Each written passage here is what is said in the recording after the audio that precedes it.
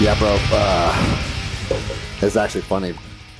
You guys chasing the chickens around before we got started because they're fucking out in the backyard screaming and screaming. Yeah. You ever live up in Inkawa when you were in Erbil? Yeah. Okay, that's where I did a contract up there. Oh, okay. Yeah.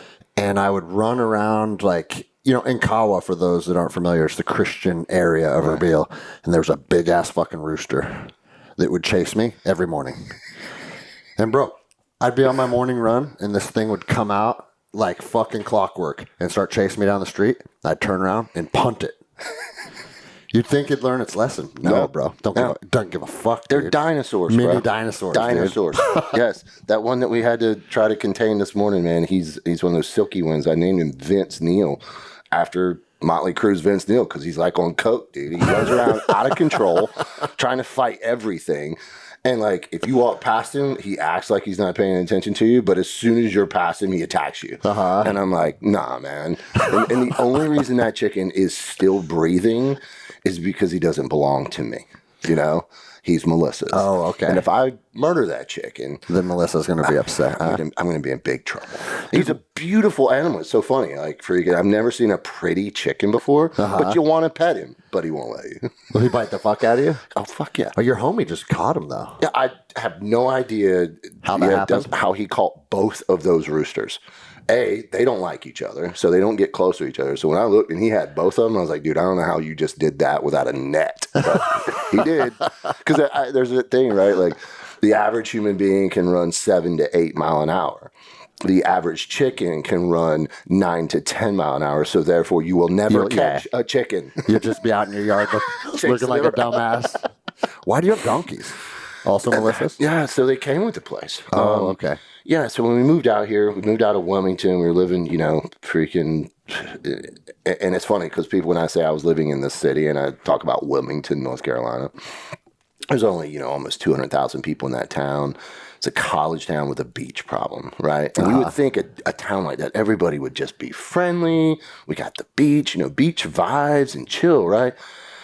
No, man, there's a lot of bougie, like that side of town close to Riceville Beach is kind of bougie and nice little shopping centers and stuff. And like a bunch of people that don't say thank you when you hold the door for them. Bro, that's my pet peeve. There's no manners. So I don't care if you're living in Chicago or Wilmington, North Carolina, like a city's a city to me. If I can see more than 3 stoplights in a row, I'm in a city. It's the way I look at it, Yeah. And I hated it. I hated it. I grew up rural as rural gets, right? Like more rural than here in Sampson County. I grew up in Pamlico County, North Carolina, and one of the smallest. Well, we're out in the fuck. I feel like we're out in the sticks. We're in the sticks. Yeah, yes, we are. And exactly the way we need to be. But Sampson County is a huge landmass county in North Carolina and relatively low population. But where I grew up, Pamlico County, just as big a county and only 12,000 people in the whole county. Oh, shit. And like somebody that lives in Montana is like, oh, that's a lot because, they got 2,000 people in their whole county. But out here, we got out here, we had decided, like, Melissa and I were talking about moving to Colorado or Montana, Idaho, somewhere that we could see the Rockies. And Colorado being one of her very best friend lives in Colorado. Anyway, but her mother's here, about 2 hours from here up at Greenville, where ECU's at. She's a nurse. Well, so we said, okay, I said, well, can we bring Mom? Well, Mom doesn't want to go where it's that kind of cold. Oh, and I was like, okay, well, you know what? We'll like Boise's not that bad, but still. So we basically said, okay, well, we'll look for something, a compromise. And that's what this place is. We got, 60 acres, man. I was able to build a range out here. But yeah, man, it came with the donkeys. It came with 6 chickens originally and a big ass rat snake that lived with the chickens. It was some synergy going on there. That was pretty cool.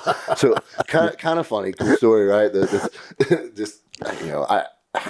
I love Melissa, right? And a lot of people think she's my wife. We're actually not married, like, legally. You know what I mean? Like, in our hearts and minds, marriage is between 2 people and God, not the state. Hey, right? that's kind of the older I get, the more I want the government completely out of my life. Yeah. Why do we need a contract with the government? between a woman that you love. Exactly. You know? And, when it comes to that kind of stuff, Melissa's even more staunch than I am. And she basically said, I'm not paying $10 for a marriage license. But there's another side to that coin. She's also a very practical human being. North Carolina has that 1 year waiting period for divorce. So, like, if she and I were married and we filed for divorce, you got to wait a year. You got to be legally separated for a year. It's a Bible Belt thing, right? Dude, so, again, the government can tell you what they can sanction your relationship, and then they can tell you you actually can't end it. Right. Yeah. So that was the hilarious part, man, is so she's like, in her mind, if she gets tired of me and my bullshit, she wants to be able to walk. Yeah. Or boot me. One or the other. Dude, you're always on the chopping block. It's an ongoing selection. Everyday selection. And the funny thing is, when she learned that phrase, she immediately flipped it on me. Yeah. You know what I mean? Yep. And she will remind me, freaking, like, she'll be leaving the house. Love you. Don't be late. Don't be late. I'm like, what are you? Anyway, she doesn't want anything to do with that whole, legal marriage thing. She's like, I'm not letting the state interfere with something so precious, so, so important. Yeah. And that's fine with me. I told her a long time ago. I mean, me and Jenny got married when she was 25 and I was 28, I think. We were kids and we have a family and stuff, like, whatever. That's how life usually goes. But if I had to go, if I revisit that at any point in life, there's no point. What? Yeah. Oh, you get to save taxes on whatever. Yeah. Okay. Not really. You know what I mean? Like, you want to save taxes, hire a tax attorney and get in the weeds with your taxes. That's how you save money on taxes. Did you know that I lived in Sitka? I did not know that. So, all the way out in Sitka? Holy crap. My dad was a commercial fisherman growing up. Ooh. So from April to September, we lived in Sitka, Alaska. Oh, shit. Yeah, we lived in Seattle, or actually launched out of Everett in the winter, and then would go up the inside passage on our trawler, and then fish out of Sitka all summer. Oh, wow, dude, that's cool. So, you guys are on the water. So my dad was in the seafood business here in Carolina, but owned the docks and the processing. Okay. Yeah, kind of cool. So we were like, the middleman between the boats and the restaurants. Yeah. Kind of cool. Very cool. The reason I bring that up for people that aren't watching on YouTube, because YouTube fucking hates me, Tony just gave me a mug of coffee, and it says Sitka, Alaska on it, so that's kind of funny.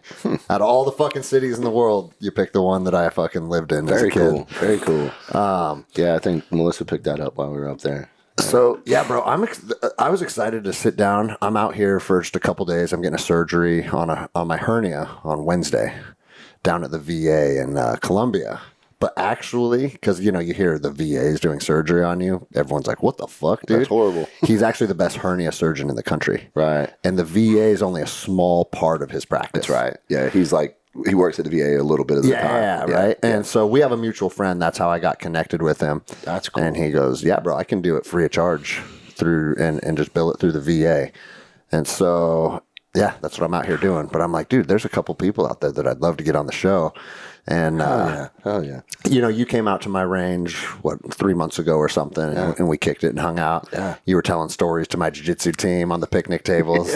And I was like, oh, dude, people need to hear these. I know you went on Sean Ryan and told the John Wick story, and fucking everybody's dude, fucking so excited, dude. Oh my God, it was everything from that's so badass to he clearly made that up. And I'm like, bro, Yeah, that is the thing, man. It's like when you're in the community, we have a handful of mutual friends and stuff. And dude, you can't. We were literally just talking about this before we pushed record. You can't be full of shit in our community. Everybody knows everybody. Everybody has people that have worked with each other and all that stuff. And it's like, dude, Tony has nothing to gain by fucking sitting down with Sean Ryan or sitting down with me and telling a bunch of bullshit. And plus, everybody fucking knows. I mean, I think I told you, your reputation precedes yourself with the Lappin story when you were his team leader, And that was my first, we had Lappin and Monkey and some mutual friends, and I was talking to Lappin one night, and he goes, bro, when I was on Tony's team, and I won't go over the whole story, but I mean, he said, you put it on the line for him as his team leader and said, hey, if my guys are going to get hemmed up for anything, fucking hem me up too, because I'm with them and I support them. And it's that's leadership 101, man. Yeah, man. Yeah, it was funny when one morning Me and Greg, we were working in Haiti for my first time in Haiti, and worked there a bunch since. I learned to really like Haiti because it's in the same time zone, Yeah. and there's no IEDs. Everything else is, well, it's Haiti, but yeah, man, we one morning got up and went down to the grocery store like a Sunday morning. There's 3 of us. We got a couple Glock 19s and a thin skin, 3-cylinder Suzuki that I could literally, we would be driving home up the mountain in this little car, and I would get out and run to the house and beat the car. It could barely creep up this hill. It was so underpowered, right? And yeah, man, freaking Haiti was riding. The Port-au-Prince was riding. We didn't know it. We drove off the mountain, come down, go to the grocery store Sunday morning, get a cup of coffee. What year was this? I guess 05. Okay. The election down there, Proval. Whether or not Proval actually won, the State Department, Condoleezza Rice wanted to make sure he won. So he won. Whatever. And we don't. America, we don't interfere in elections, all right? Election interference is not a thing that the United States government would ever do. Especially not in Haiti in 05. Or Iraq in 05. In every year. Yeah. But, yeah, man, Greg was driving, and he was, we were all babies. We were youngins, children. Yeah. We all had a little combat experience at this point because, Iraq and Afghanistan, numerous years to it. I was still probably way too young to be a team leader anywhere in the soft community, but I had been, made a team leader over in Mosul because I knew the area. So when we went to Haiti, they're like, "Oh, you're a team leader." I'm like, "All right." At least when I was in Iraq, I had some retired CAD guys and stuff on my team, and when they told me I was in charge, I was like, "All right, fellas, check it out. It's my job to receive the mission. Okay, I'm going to basically be like a TL, an ODA team leader, like a captain, right? That's my job, and it's y'all's job to make sure I don't get us killed, because y'all are experienced studs, and I'm some young dude that probably should have never been I was just too young."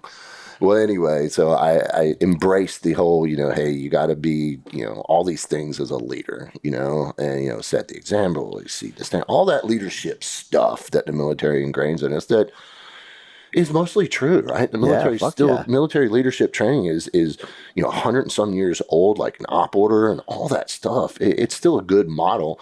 And I know it's a good model because if you go to any corporate leadership retreat, it's military leadership repackaged. Well, that's all our words and all that stuff. That's why Jocko. I always say this when this topic comes up. It's like everything that Jocko teaches. It's not rocket science. No, not even close. It's fucking what you learn as a private, like in PLDC. And I'm not saying that with any negative connotation. Not at all. I think it's fucking rad that Jocko's been able to take basic military leadership. And fucking run with it. He and take it to the corporate world. Sold it to regular people, and they need it. And they're eating it up. Yeah. It's fucking rad, bro. It's funny. I was on with Jocko back when I was running for Congress, and when we were done, we were talking about his book. I was like, man, admittedly, I've never read your book. And he kind of just looked at me and cocked his head and goes, "Why would you?" And I just kind of looked at him. He's like, "It's the same stuff you already know that you did your whole life." Yeah, I'm probably not going to read a book by Jocko, or I don't get motivated by David Goggins. You know what I mean? I'm just not that type of guy. I'm more self-motivated or whatever. But those dudes fill a void in so many people's, the gaps that a lot of people have. They're looking for that, how do I remain motivated? Because I tell people man, I'm not a genetically gifted person, right? Not physically. My genetic gift is the ability to do hard work, right, and not stop. Melissa jokes. She's like, once I'm like that hound dog on the trail or the dog with the bone, and she takes it as far as she's saying, she'll warn people going hunting with me. Once that dude's on an animal or has a project, he doesn't care how many people have to die to achieve it. Yeah, which is not true. It's an exaggeration, right? But yeah, man, once I start, I'm not stopped. Well, and so I may not need that stuff, but man, there is a whole generation, especially of young men that are just I don't know what to do next. Yeah. And those dudes help them. And dude, I just did an episode on this, a solo episode, talking about how what a lot of people that are lacking in their life, or I should say a lot of people are lacking both motivation and accountability, right? If you don't have men or women to your left and your right that can, you don't want to let them down. You don't want to fail them. Right. Well, for men like us that grew up in the special operations community, from the time we were an 18-year-old private, it's like, dude, I can't let my team leader down. I can't let this guy down. I can't let that guy down. And it's, you just kind of inherently develop this ability to go out there and push yourself. But it's not because we're special. It's because of the environment that we lived in. Absolutely. And so that's why I think like this podcast specifically, man, a lot of people reach out to me. They're like, dude, you're always talking about like working out and doing jujitsu and getting in the ice plunge and just waking up and choosing to do some hard things. Like, dude, it motivates me. And I went out and did this and I hear these stories. And it's fucking cool, man. Because if you fucking grew up and you know, you went to college and then you work in an office and you didn't ever live hard. Right. And now you're in your 40s and you're seeking that, you're going to need some guidance or something. And there is, man. There's so many dudes from, you know, our generation in their 40s all the way down to the teens, and they are craving that male interaction, that mentorship. I just saw it on this hunt we just did. You know, young guys just craving that, not just leadership, but that brotherhood. Yeah. I think on some genetic level, right? We want that tribe, that team, that there are very few people that truly operate solo and alone, right? That lone wolf dies, bro. Like the fucking lone wolves die. that show Life Below Zero, where people just go out in the tundra and live by themselves. Like congratulations, right? You know. 99.9% of other human beings need a tribe. Right. And bro, we've needed a tribe since the dawn of mankind to be successful in anything. So it's ingrained in our fucking DNA. Right. We have to have a team, and a team isn't, I talk about this, right? Like, it's like, equality, right? The modern liberal feminist movement, right? Equality. Here's the reality, folks. Men and women are not fucking equal in any way, shape, or form. Like, on average, we're bigger and stronger. More, lung volume, muscle, all that stuff, right? Bone density. Yeah. Physically, clearly, average dude is bigger, stronger, right? On average, women have higher IQs than us. We're not equal. So, like, we're the yin and yang. Absolutely, you know what I'm saying? So, like, their strengths are our weaknesses, and vice versa. Even on your team, between you and your spouse, your wife, or for the ladies listening, your husband, right? You guys are supposed to be a team. You're not supposed to be the same. If me and Melissa brought the same attributes to our partnership, you could just date me. Right, you know what I mean? And in this day and age, it's totally acceptable. I remember when Massachusetts made same-sex marriage legal. It was way back in like 2004 or something. Nat Haskell was around. We were up in Mosul. Monkey was around, and they were joking about getting married and cutting the taxes because we were all brand new contractors figuring out how to avoid getting taxed, right? Everybody back then was trying to figure out how to like claim DOD exemption, right? Yeah, remember there was like the 330 rule back then, tax exemption, foreign income tax exclusion law, right? Like, you had to be gone this amount of days to get 88,000. Bro, you want to know what's crazy is so what we're talking about is when we were contracting 04, 05, 06, if you were gone 330 days out of the calendar year, I think it was like the first 80,000 was tax exempt. And that's big, man. Yeah, when you're making 180, 200, you're talking about half. You're not even getting close to the next tax rate. And so there was a couple years, instead of coming home, I just I'm going to backpack around Europe. Stay out of the state. All you had to do was stay out of the States. And then you know what I figured out? I don't know if there's a fucking I don't know if I should be talking about this, but we get ready to dime out the entire 03 to 06 contractor cruise. So I live close to the Canadian border, and back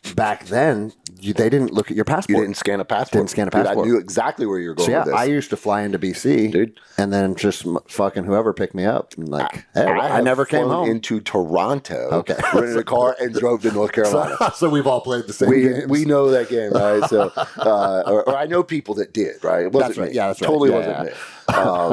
But and then I don't know if you knew dudes that like their tax guys started prorating it. Okay, well, 220 days is this amount of Yeah. 330. So we're gonna write you up for your first 60,000 free. And I think like 5 years later, a lot of dudes started getting, the IRS called up, started like, oh, hey, by the way, you owe us $300,000. And dudes were getting hemmed up. Dude, it was wild times, man. You take a bunch of kids that were making E5, E6 pay, and now we're making $30K a month. It felt like fucking ballers. But the thing is, like, a lot of times I think like I should have been more responsible with that money. But I also thought I was going to get fucking smoked. You know what I'm saying? Like at Ramadi 04 and 05, we would get in an engagement almost daily. And it's like, dude, leaving the base, coming back to base. You get shot up. I got 30 days of leave, and I got fucking a fuckload of money. Let's party. Let's buy fucking nice cars. Let's be fucking, I was lucky, right, that I took half my money and invested it. Half every paycheck. The other half, I was like, I'll do whatever I want. So you're still talking about going home with, you be home for 3-4 weeks with 10 grand of blood. And I had no interest in like buying, a Corvette, a Porsche, or a fancy motorcycle. I was single. I just wanted to party. Yeah. And it was funny because, like once I switched over from the whole state thing to the OGA thing, they had you had to stay out of country for 30 days. Dude, we would violate that, ask for waivers. I'd come home, party for 2 or 3 weeks and be like, hey, I need back in. And the joke was, I got to get back to Iraq to sober up. Yeah. Because I didn't drink overseas, man. My first trip overseas with Triple Canopy, myself, Nat Haskell, a handful of guys, man, we drank way too much. And we were drinking like... Bro, a lot of guys did. Oh, my God. It was, I didn't really drink while I was there, trying to stay operational, being a team leader, right? Set the example, all that stuff, right? But it was the night everybody was leaving. So we hammered it down. And then I paid for it big time. Just a chain of events that really ingrained it in me that, hey, drinking in the desert sucks. But we were drinking like freaking, Jim Beam Tennessee whiskey made in Turkey. We were up there in Mosul, freaking right up, right across the border. We could, and run up to Erbil or Hook and grab booze. That stuff was poison. Yeah. I was so hungover the next day, dude. I mean, just, oh my God, I thought I was going to die. And it wasn't that I really drank that much. It's just that I drank that poison. And luckily for me and the guys that were on the way out, we had to catch a flight from Mosul to Baghdad. And in Baghdad, I think we would fly to Amman or wherever and then back to home. And we get to go to the air base in Mosul, and they're like, plane's canceled. So we start looking like, okay, how can we get to Baghdad? Well, there's a flight to Kuwait, and then we can catch back to Baghdad and still make our flight. Bro, wasn't that crazy that we could just do whatever we wanted? Yeah, just show up, hey, I'll just get on this airplane. You guys got space? Cool, I'm flying. I remember doing that too. You go to fucking Camp Ramadi and just be like, hey, can I see your inbound and outbound list, and you can hop on anything you want. Anything you wanted, man, freaking, which was just hilarious. But yeah, man. So we flew to Kuwait, and Mosul to Kuwait is like very, very different weather. Mosul's pretty nice, even in the summer. 100, 105. I mean, it's still hot as balls, but in the winter, man, it's cold up there. Yeah. So we fly to Kuwait where it's 120 degrees. We're on the tarmac. I was like, oh my God, I have to find an IV. And luckily for me, a guy named Mike Sayer, God bless Mike Sayer, man. Did you ever run across him? No, I don't know him. God, Mike was amazing, man. TC guy? Navy SEAL, yeah. Okay. Navy SEAL, super intelligent. His call sign was Spider, and it was so funny because even back then, he was the type of guy, like, super smart, right? Like, just big brain dude, stud, right? Physical stud, shooter stud, just all around great package, right? And even back then, he was like, my call sign's the Scary Spider because I want to be scary. He was making fun of it because, guys were naming themselves, scary call signs. So he was the Spider, and it was totally a joke. But man, luckily he was sober and went and got us IVs and took care of us, man. God bless that dude's heart, man. He freaking died of brain cancer like 8, 9, maybe 10 years ago now. Dang, dude. Yeah. Freaking like, it was like Christmas morning or maybe Christmas Eve morning. He looked at his wife in the kitchen. He's like, I have a really bad headache, and fell out. And that was it. They took him to the hospital 3 weeks later. Dang. Gone. What's crazy super is stoned, like healthy, You know, when we were young, plenty of our buddies got killed in the wars. Right. And then I would say, at least for me, about 10 years, my last deployment was 2009. And I would say from 2019 to 2022, man, I lost 6 teammates to suicide. And so that's like 10 years removed. It seems like guys start shooting themselves. It was nuts. You know? Yeah. And now I just got a call a couple weeks ago. Hey, Pappy, one of our teammates in Erbil, just had a heart attack. And it's Pappy. like, he was an older dude, and he was a Marine, and I feel like I ran across him. Or it could have been another Pappy, right? but fuck, man. Yeah. Now our fucking generation of guys just falling over from heart attacks. And cancer. Yeah, we're getting fucking old, man. Yeah. You know, fuck. I feel like sometimes people question or wonder why I try to live so healthy. Mm-hmm. And it's like we're inundated. We're the first society, culture, civilization to knowingly and willfully poison ourselves and our children on the daily. Dude. I mean, there's nothing. I saw something the other day and it was like, I never thought about it. Starbucks cups. They're made out of paper. If you put a liquid in paper, it disintegrates it. What keeps the cup from disintegrating? The coating. Well, when you apply heat, a hot liquid to this coating, it starts breaking down and turns into this PBA thing that causes cancer. Yeah. And that's what we're drinking our coffee out of. Bro, it's fucking everything, man. Everything, anything. The soaps we wash our with, Dude, I just heard a statistic, and it's from my buddy Sean Baker, who's one of my jiu-jitsu students. I don't know if you're familiar with him. I don't know Sean, He wrote the book The Carnivore Diet. Oh. He was just on Rogan last week. Oh, okay. Shit. Yeah, it's pretty cool, man, seeing like one of your homies on Rogan, you know? Right. But he's a physician too. He's an orthopedic surgeon. Yeah. So like very intelligent guy.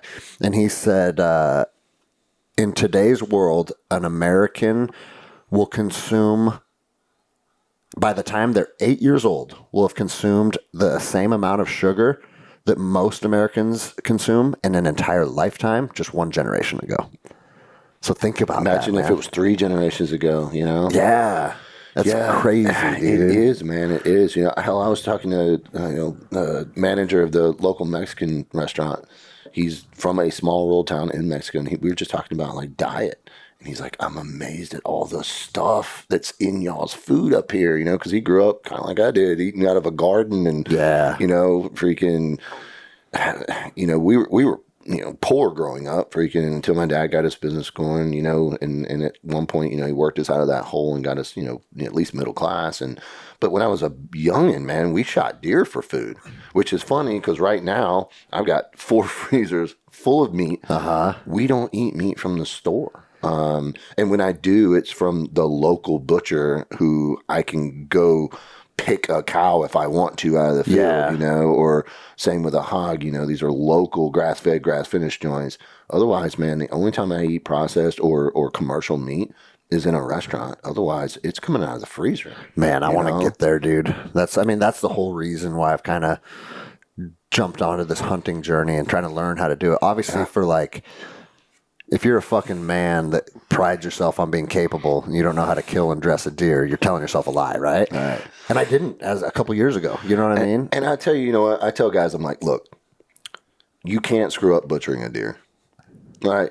If you don't know any better, you're riding down the road, you see one hit by a car, stop and get it. Right? Grab that dude, take him home and chop him up.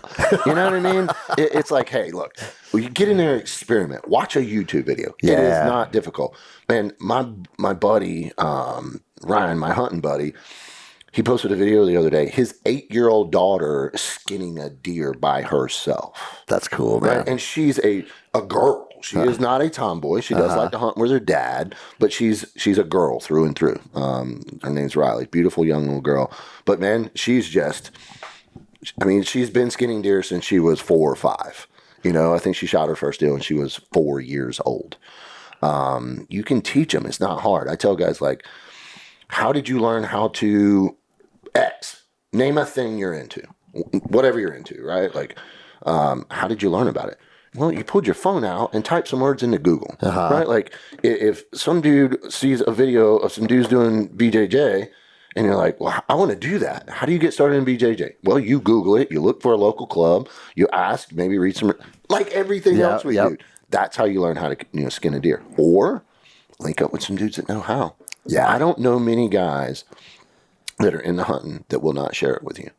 You know? Yeah, no, the hunting community, and again, I'm pretty new to it, but it's the coolest motherfuckers, man. Dude. And that's exactly the guy that I went hunting with in Wisconsin. He says he's skinned, butchered, and deboned probably 400 deer in his life. He's been an archer since he was 13, and he's in like 52 now or something. And he literally barely touched the animal. He just gave me instruction the whole time, Right. you know, and let me go through the whole process. And I was like, that's what I'm here for. Absolutely. You know, but Absolutely. to your point, he's like, man, we take pride in sharing these skill sets and teaching Absolutely. people about this. It's Absolutely. important, you know? Yeah, I've got 6 stands and blinds on the property. And if, especially military guys, but not just military guys, never hunted before, I'll let you hunt here. You know, no questions asked. I charge a small fee just to cover the bait and my time. Yeah. I'm putting the corn out. And so if folks don't know, on the East Coast, it's you put a food plot in or a bait pile, and you put a stand up, and you sit there and wait. The deer come in and you kill it.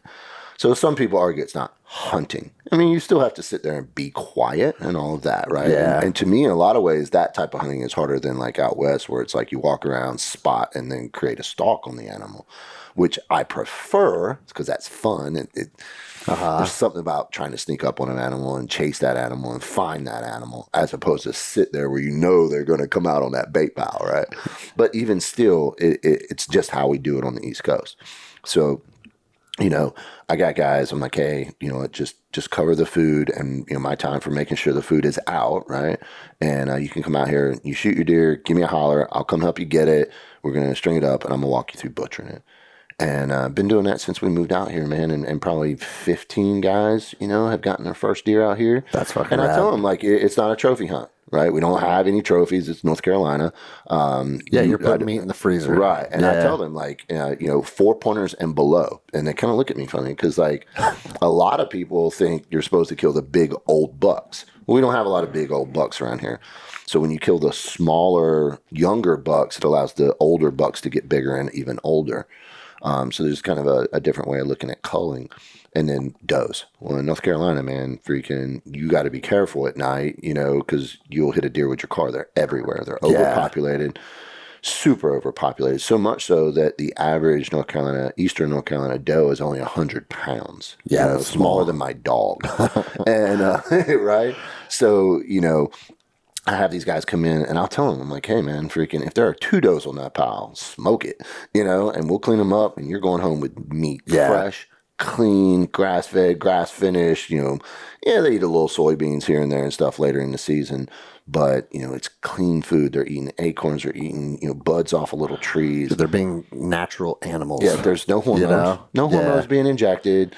And yeah, you get to go home, and you know, and some people don't, you know, they say they don't like the wild taste of deer. That dude, And I'm like, they're full of shit, man. You Deer know, is delicious. I see it a lot, man. Heck, you know, I actually was talking to a lady with the word doctor in front of her name the other day, and she was like, "Is it safe to eat those wild animals?" And I was like, "Doc, what do you mean?" Yeah. You know, like, Americans are just, you know, they truly believe that, you know, it's got to be like USDA or FDA certified. Like, the government's got to say it's okay for me to eat. Like, what? Well, bro, and that's why, like, you know, a lot of people hear carnivore and they're like, what the fuck? That's crazy, right? And Sean hasn't eaten hardly anything other than meat for 8 years now, right? But he's the first to say, he goes, listen, man, like, I'm not saying that vegetables are necessarily bad for you. I'm not saying fruit's bad for you. But what I've noticed happens when people switch to carnivore, the biggest thing that happens, they get rid of all processed food. So it's like, sure, you're only eating meat right now, but it's what you're not eating, which is also super beneficial. Our whole fucking diet, fucking cereals and breads and Twinkies and candies Even and our fruits, pastas. And right? Like, look up paraquat, right? The pesticide. That is what they spray on your fruit, right? Like I said, my next door neighbor raises berries, cattle, hogs and grain, right? They're a big farmer. And that is the pesticide they're going to use on the blackberries and the blueberries. Well, and not saying their farm, but a lot of these really huge commercial farms, especially the hydroponics, the indoor grown stuff and all that. But anyway, they're using these pesticides. Well, I saw this thing the other day. I don't know if it was true or not, but basically, a guy said they juiced a strawberry. And in the juice from that one strawberry contained enough concentrated pesticide, paraquat, to spray 10 acres of berries. They squeezed it out of one strawberry. I don't know if that's true or not, right? Yeah, but it makes you think. Right. You right. know? Let's think about that. Mass production of food is an amazing thing. It freed us all up from gardening to be able to go do manufacturing, right? I mean, Of course. The mass production of food, enrichments of breads, all that stuff facilitated the world, humankind, to be freed up to go and experience the Industrial Revolution and next the technological revolution, right? Very few people are growing their own food these days. Yeah, I wonder what the percentage of humans are, at least in America, that are producing foods. Like, It's not much. yeah, I bet it's Even on fucking- the commercial side, our farmers, our ranchers are at an all-time low. Yeah. And they're all old. Mm-hmm. My uncle tends, 5,000 acres of grain. This is his last year. Finally, he's going to actually, that dude is finally going to retire. He's going to be 81 years old. Hell, man, a couple years ago, you're talking about hard, man. Freaking, my uncle's farmer from way back, and he took over my grandfather's farm in the late mid-70s. Right? And that's local around here. that's about 2 hours from here. Okay. Pamlico County, North Carolina. He's one of the biggest farmers up there. Like I said, finally going to retire. He's got like 4 huge John Deere combines. You're talking $1 million pieces of equipment with their harvesters and all that stuff. It's a huge outfit. When you look at the numbers and the equipment, you're like, man, that dude must be rich. But when you look at the profit margins, it's so much work for very little profit. Yeah. A lot like the seafood industry, right? They're dealing in pounds and, big money, but the profit margin isn't there. Yeah. The numbers are huge, but the profits aren't. Same with farming. Well, that dude, man, a couple of years ago, he was harvesting corn, driving the big combine, and he pulls up to the truck that's waiting for him to unload it. And everybody knows everybody, right? And he's like, hey, man, I need you to call 911 for me. I'm having a heart attack. And he's like, wait, what? and he's like, yeah, I'm pretty sure I'm having a heart attack. Call 911. It's rural North Carolina, man. It's 15 minutes just to the EMS station, right? So he knows it's going to be a few minutes. So he just shuts the door and goes back to harvesting corn. Well, dude, he was having a bad enough heart attack. They actually didn't put him in the ambulance. They called Life Flight, the helicopter in, and transported him to the freaking Medical University Hospital, right? Best care in Eastern North Carolina. And the dude almost died. And so when they asked him, like, hey, man, why did you keep harvesting corn when you were having a heart attack? And he's like, well, it wasn't going to harvest it itself. Like his mindset, his way of thinking was, I still got 15 minutes to work. What am I supposed to do? Just stop and have a heart attack? Bro, No, that's 80 years on the farm. Right. You know what I mean? It's like, yeah, just that living dude hard. still got forearms like this. You know what I mean?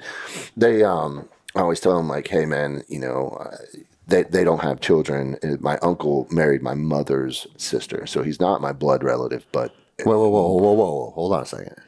Your uncle married who? my mother's sister. Okay. Right?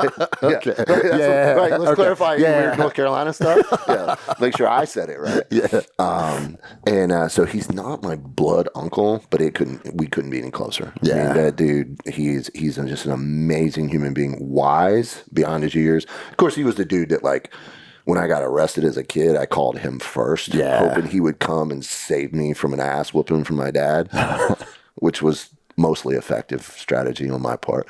But yeah, man, just an amazing guy, and those dudes they're on the way out. Those farmers are on the way out.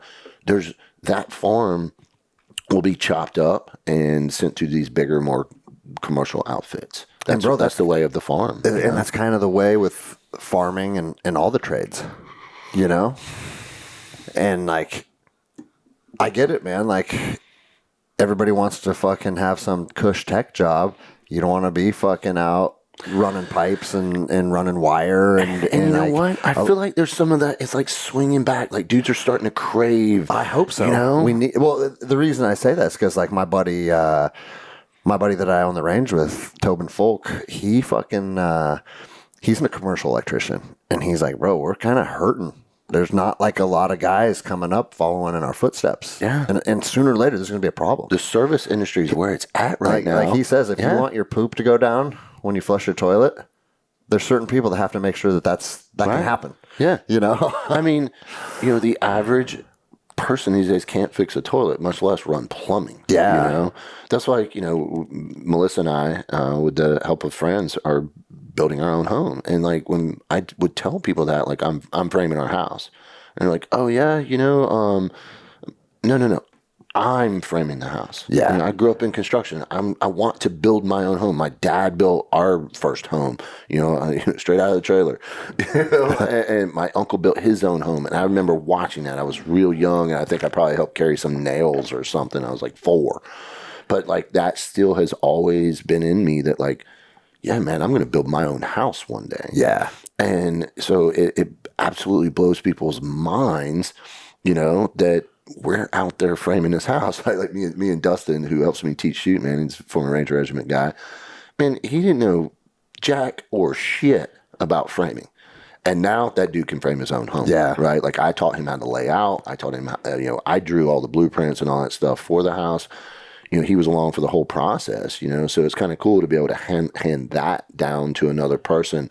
And that's what I told guys. I was like, hey, you want to learn how to run saws, nail guns, freaking whatever, show up. And dude, like all my buds would just like show up randomly, freaking work for a couple hours and take off. But we've got this house being built, and there's some pride there, right? For sure. I don't mean like, one of the deadly sins. Like you can be proud of stuff and not, it'd be a bad thing. No, of course, man. And I've learned that with the process of building the gyms. Like, obviously, I had a contractor erect them because they got, the fucking 30-foot beams, and they're big 3,000 square foot facilities.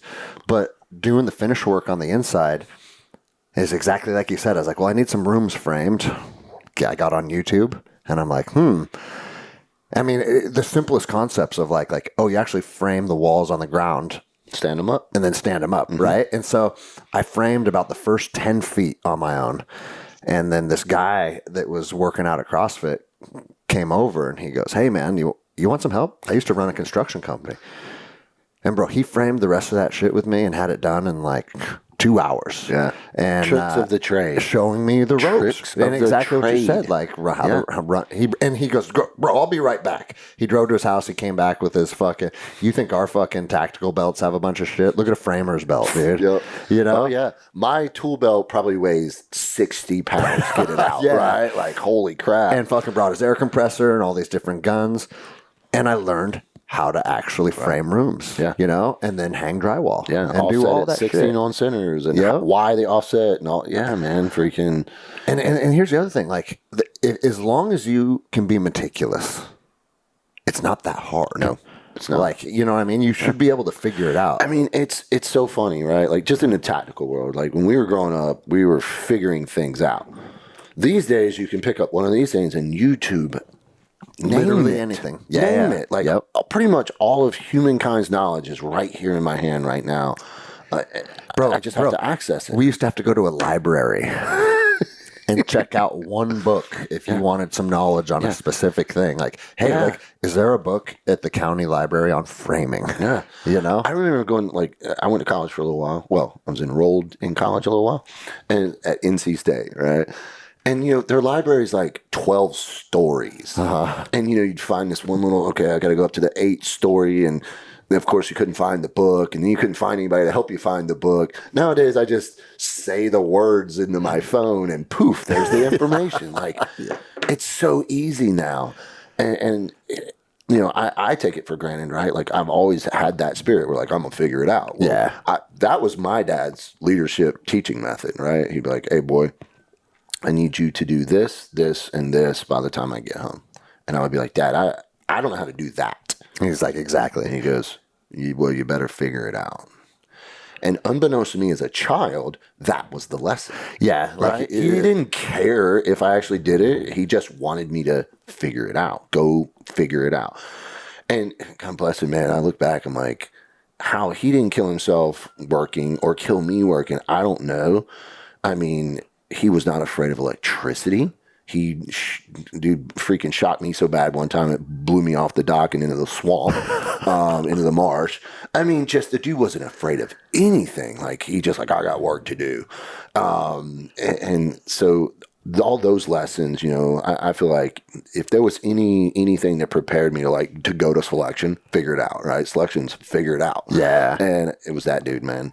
And like I said, he wasn't hugs and kisses, he wasn't abusive or anything like that. I don't know, by today's standards, he might be, because he cussed and he did spank me when I deserved it. He wasn't abusive, right? He wasn't a drunk or anything like that. He was hard, Bro, that was my dad too. Yeah, hard. And to the point where, like, I was afraid of my dad growing up. You know what I mean? Like, fear is a form of respect. And again, like, same story. Like, he wasn't abusive, but he also didn't fuck around. Right. And, like, I knew that about him. Absolutely. And what was cool is as soon as I joined the Army and then I turned 18, he's like, bro, come out to the garage. We got to talk about something. And I was just like, fuck. You know what I mean? Like, Damn it. what now, And he held out his hand, and I'm like, what? And I shook his hand. He goes, I had 18 years to form you into the man that I wanted you to be. He goes, now you're leaving for the service. He always called it the service. Now that you're leaving for the service, I don't need to be your dad anymore. I want to be your friend. Nice. And bro, nice. And then from that day until he passed when I was 35, we were like best friends. No shit. And I remember things like, oh, all of the fucking hardness, it was all by design. Absolutely. He knew what he was doing. When we got told we were going in isolation for Afghanistan, they were like, you guys got 24 hours to be back here. And so I hauled ass home. And obviously he knew we were going to stuff. He was an 82nd Airborne Vietnam guy or whatever. And he was like, well, wish I could go with you. Fuck. Not in a way like, I want to go with you to protect you, because I don't think it was like, I want to go get some too, Yeah. And he was like, and he kind of, showed me a little emotion. The only time I think I'd ever seen him cry before then, and he didn't cry, he just teared up a little bit, right? My mom died when I was in high school, and she was an amazing woman, man. So he lost quite a bit when it came to that chunk of his life. I watched that dude, go from 210 pounds of super healthy to not eating and wither down to like 170 during that grieving that he went through. Oh, fuck. Like 3 years, man. It was rough on that guy. And I was in high school partying and, in my own world, definitely not being some type of supportive son, being a pain in his ass, really. Yeah. Because now, he's trying to grieve his, his mother of his children and his love, died a pretty crappy death from cancer. He's dealing with all that shit, and here I am out there. He's got to worry about whether or not he's going to get a call to come get me out of jail or the morgue. So looking back, I was probably a shithead kid during that period. Yeah, we probably all were, though. Right, but I think he also understood. And like I said, man, when it came time to go to war, man, that dude was like, all right, bro, freaking go get some. And sadly, you know what, man? That guy, he luckily found my stepmother, and God, what a cool woman. She was like Martha Stewart met, I don't know, the WWE, man. She was just out of control. Like, if that, you wanted a sandwich, she'd make you a sandwich with lunch, but like there would be like candles and silverware, poof, right? Like this woman was badass, right? Like, characteristically and principally a lot like my mother, but my stepmother grew up in California. Okay. So very different in those aspects, socially, culturally, but just a cool woman. And she was beautiful, just beautiful as she could be. Dude, she got cancer and died. My dad, man. 2 years, she dealt with that. My dad nursed her, right? So now he's, 2 out of 2. And sadly, I think he was just heartbroken, but he married again, and she's not my favorite person. Yeah. And she drove a wedge between us. So for the last 4, he had Parkinson's, and like to the point in which like dude, I've wiped my dad's own ass. You know what I mean? He had a hard time there with the Parkinson and managing it one time, and wound up in the hospital and up at Duke and all that. And was getting good care. He was at the VA up there and stuff, good care and all that. But like my dad's third wife, man, and that's what I call her, right? She's not my stepmother was like one of my best friends. Like she was cool, and of course my mom's my mom. And then this lady, man, she just drove this wedge. I couldn't be around her. She was manipulative, freaking everything my dad had. She pretty much liquidated. Just long story short, man, the last 4, almost 5 years of his life, I really wasn't around or with him. And he died 2 years ago now. And 2.5 years ago almost now. And like, I have just now decided that it's time for me to like kind of deal with that shit. I just put it out of the way, and I look back and I'm like, man, you know what? I let this chick drive this wedge between me and my dad. And I'm, like I said, I don't even know exactly what to say about it. It's actually the first time I've ever even said this shit out loud. And I'm looking bro, back. Just the fact that you're kind of conceptualizing it and understanding it. Like, one thing that we in our communities have a very hard time with is playing the coulda, shoulda, woulda game, because we've done that a lot. We have to AR everything, and you realize like the coulda, shoulda, woulda really doesn't benefit much now, right? But there's a big lesson to be learned there too. I like I said, on part of me, I'm like, man, I really let this person who was a very little, consequence, drive this wedge between me and this dude who was so important, to everything that I am and became. So anyway, like I said, just sorting that shit out a little bit. I'm like, And at the same time, you know what? Like, when we did talk over that period, I knew he understood. Yeah. Right? Like, he knew he had kind of like made a bad decision, when it came to that third marriage, and he was riding it out, man. He didn't have any other options. He's getting old. He's got Parkinson's. And so, like, I know he understood, but still I look back and I'm like, you probably could have done some shit better. Yeah. And I think the reason I even am bothering saying this right now is like, hey, man, I'm not telling people what to do, but like, me looking at this right now, my initial assessment is like, don't let inconsequential people ruin seriously like valuable and important relationships in your life. I guess that's where I'm at right now with this whole thing, Well, bro, and that's just part of, I always say like, I hope to have this world figured out when I'm 75. You know what I'm saying, dude? Because like, you look back at when we were in our 20s in the wars and stuff, like fucking children, And now I feel like in my 40s, I'm kind of starting to figure it out. Like things are kind of starting to make sense. Right. And I think that that's just how the journey goes. Yeah. And then tomorrow I'll learn something new that makes me question so many things. Like, shit. Dude, 10 years from now, we'll look back. Dude, remember when we were sitting talking at your old house with the roof? Yeah. God, we were fucking idiots back then. Like that's just how the.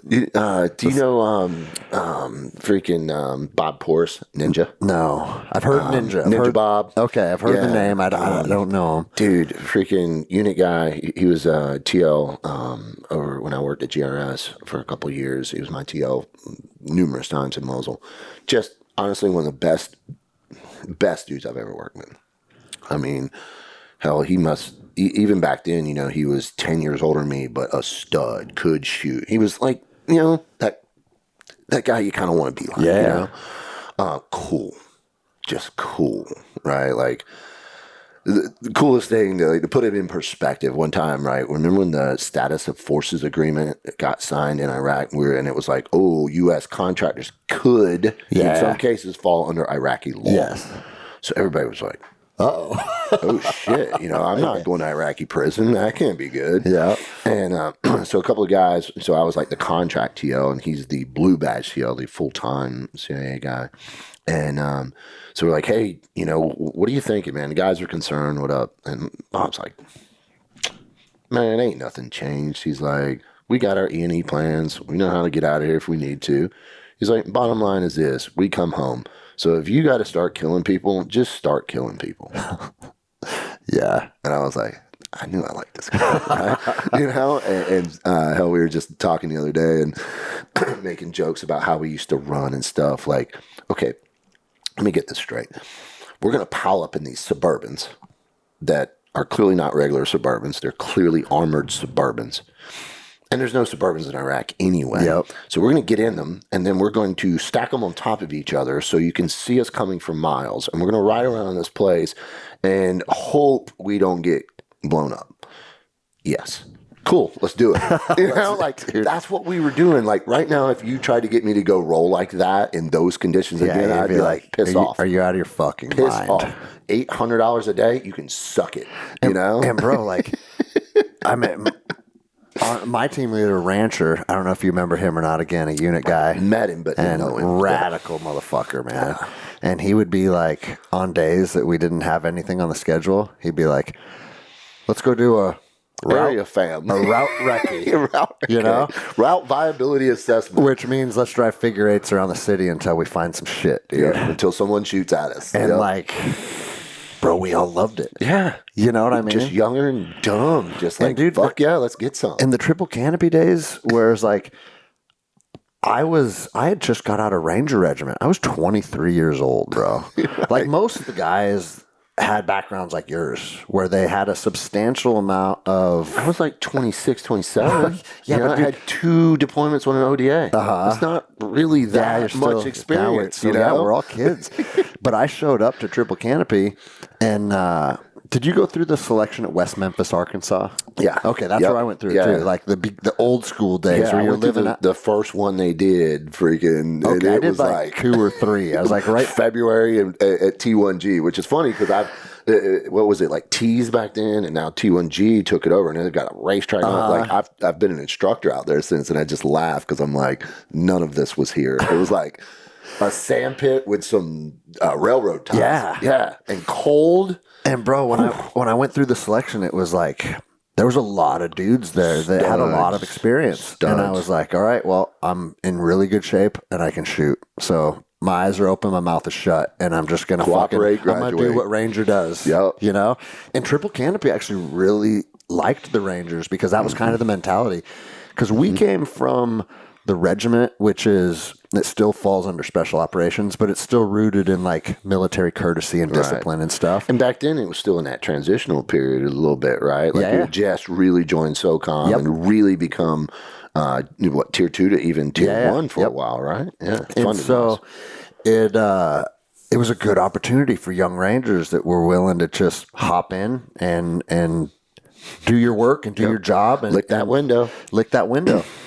And then also like, hey man, like someone has to check the tire pressure and check the oil. Like I understand I'm the fucking child of this team, and I'm gonna fucking pull my weight around here with all the mundane tasks. And bro, living with a bunch of like vehicle maintenance was huge, right? Vehicles was everything, man. Back then, right? Yeah. And like living with a bunch of fucking like SF dudes and CAG dudes, man, I learned everything. Right. And the next couple years, like learning from all those guys, I was like, it was one of the coolest experiences of my life. I used to say like 04, 05 in Ramadi with TC, making $30K a month, I would have paid to have been there. Right. We were doing fun shit. I would have definitely done it for E4 pay, you know? Yeah, easy, dude. You know, up there with TC in Mosul, you know, I had, well, you probably know a couple of them, like Casey Castro. Fidel. Casey Castro is second back guy. Bro, we grew up as privates together. Yeah. Well, you know, he was like my most trusted dude from TC well into GRS and even a couple other things. I mean, that just fucking dude could stud. PT. And cool. Yeah. Just cool, you know? And then, you know, there's a good handful. Hell, Lethal Lee Gibson was on my team up there. And hell, I remember, man, Lee, you know, he fought, I don't think he fought in UFC, but he fought in a bunch of like pro MMA. Yeah. And you know, that's one of y'all's world than mine, so I don't want to misquote or whatever. But Lee was like already a black belt and a stud of studs, you know, but that whole package too. But he's like, I don't know, 5'8", 165. We were rolling, man, and I'll never forget. He pulled an armbar on Monkey, and Monkey didn't know jack or shit about BJJ, but he stood up with Lee. Yeah. And was like, boom, just smashing Lee. And finally, of course, Lee taps his big ass out. And for listeners, man, Monkey is our good friend Seth, and Seth was just fuck, man, 6'2" or 3" at 240 running 5-minute miles and shit. Like, physically, Seth is one of the most gifted human beings I've ever met. Period. Like I know NFL players that Seth would have crushed. Dude, I've said that I think Seth could have won the CrossFit Games. Bro, he was 230 shredded, and he ran a 436 mile. I mean, bro, he was. I couldn't keep up with him for one lap. Andy Stump, I guess, was Bud's instructor when he went through. Yeah, and Andy said that like they would smoke him extra because he was killing his team. You know, like they couldn't hurt him. It was like, this dude needs extra. Yeah, but dude, also, I mean, a 436 mile, but he could clean and jerk 340 or some crazy shit, dude. Well, you know, that dude, man, long story short, freaking, well, you know, and obviously later, and it sucks, you know, at his funeral, I was talking to Lee, and I was like, I remember when you were crushing that big dude, and he's like, yeah. I was like, but him as a black belt, he goes, scares the shit out of me. Yeah. Scares the shit out of me. He's like, that big, that fast, that type of endurance. And he's a black belt. Yeah. Like, I was like, yeah, I couldn't imagine. Like, he'd pull your arms. Like, back in the day, Seth could pull your arms off you and beat you with them. You know? Man, it sucks because like most of us, he had to go through a transition phase, kind of finding himself, coming back home. His transition phase was just a little different than most people's. Yeah, everything that dude does. I think that's the first time we actually talked. Yeah. Is when his house was surrounded by quarter-length SWAT. And he's like, I'll only talk to Greg Anderson or Tony Cowden. I was like, Tony, bro, hey, we know each other from Facebook. I need your phone number. Yeah, man. And like I said, for listeners, man, Seth Farwell, freaking God bless his heart, rest in peace. Disc replacement surgery, right? Yeah. Or just a disc repair. Did they ever figure out that they nick his pulmonary? Nicked an artery. I'm not sure which one. Aorta, and no shit, died the next day. Super stud, putting that surgery off for a long time. Yeah, I mean, and that's what got him after, like you said, everything Seth Farwell did was extreme. Bro, I mean, that dude couldn't. I don't know. You know what I mean? He couldn't make coffee without breaking a coffee maker. Yeah. He couldn't. I mean, you know what I mean? Like, everything about him was extreme. Fucking Hulk smash. Yeah, just constantly. You know, he had, like when we lived together in Wilmington for a little while, and he had this saline Mustang, like truly saline built Mustang. It had like 900 horsepower.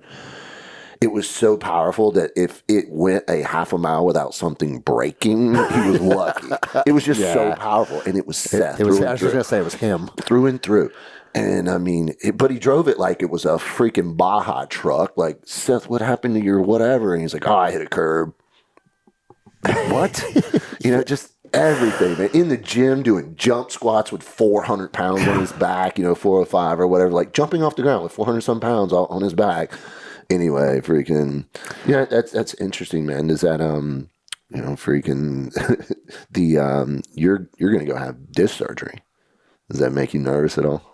I'm not having disc surgery. Oh, I thought hernia surgery. Yeah, that's right. hernia. You know what? You said that, and I processed it. No, because everybody we know has had that. Like Glover just had that same surgery that Seth had. Yeah. And before he was going in, he's like, "Fuck, man, I know this is the same surgery that killed Seth." Yeah, and it's like, it's a very common surgery for special ops guys and jiu-jitsu guys, just because those lifestyles put our spine through the fucking ringer, man. You guys are both. Yeah, no, I didn't know. I was interesting. So that's a different surgery for you, but Mike just had his. And the hernia surgery is actually pretty minimally invasive. Mm-hmm. And then my best friend, who's a doctor, is flying out, and he's going to do the surgery with the doctor because they're homies. Oh, that's awesome. And bro, I mean, I don't, because I'll tell you, man, surgery scares the shit out of me. Bro, I hate just going under. Yeah, Seth. And frankly, my mom didn't die from cancer. She died from a botched surgery. Okay. Where they were trying to remove some cancer. And so, bro, like, I have this weird thing. Like, no, it's very common. Medical malpractice. And I'm not even necessarily saying this with, like, trying to point the finger or say, like, doctors are all fucked up. Mm-hmm. Bro, like, if you fucking work on transmissions, you fuck them up sometimes. Right. Yeah. But if you're a surgeon and you fuck something up, it has high fucking consequences. Right. Dude, do you remember the doctor that killed Seth came to the funeral?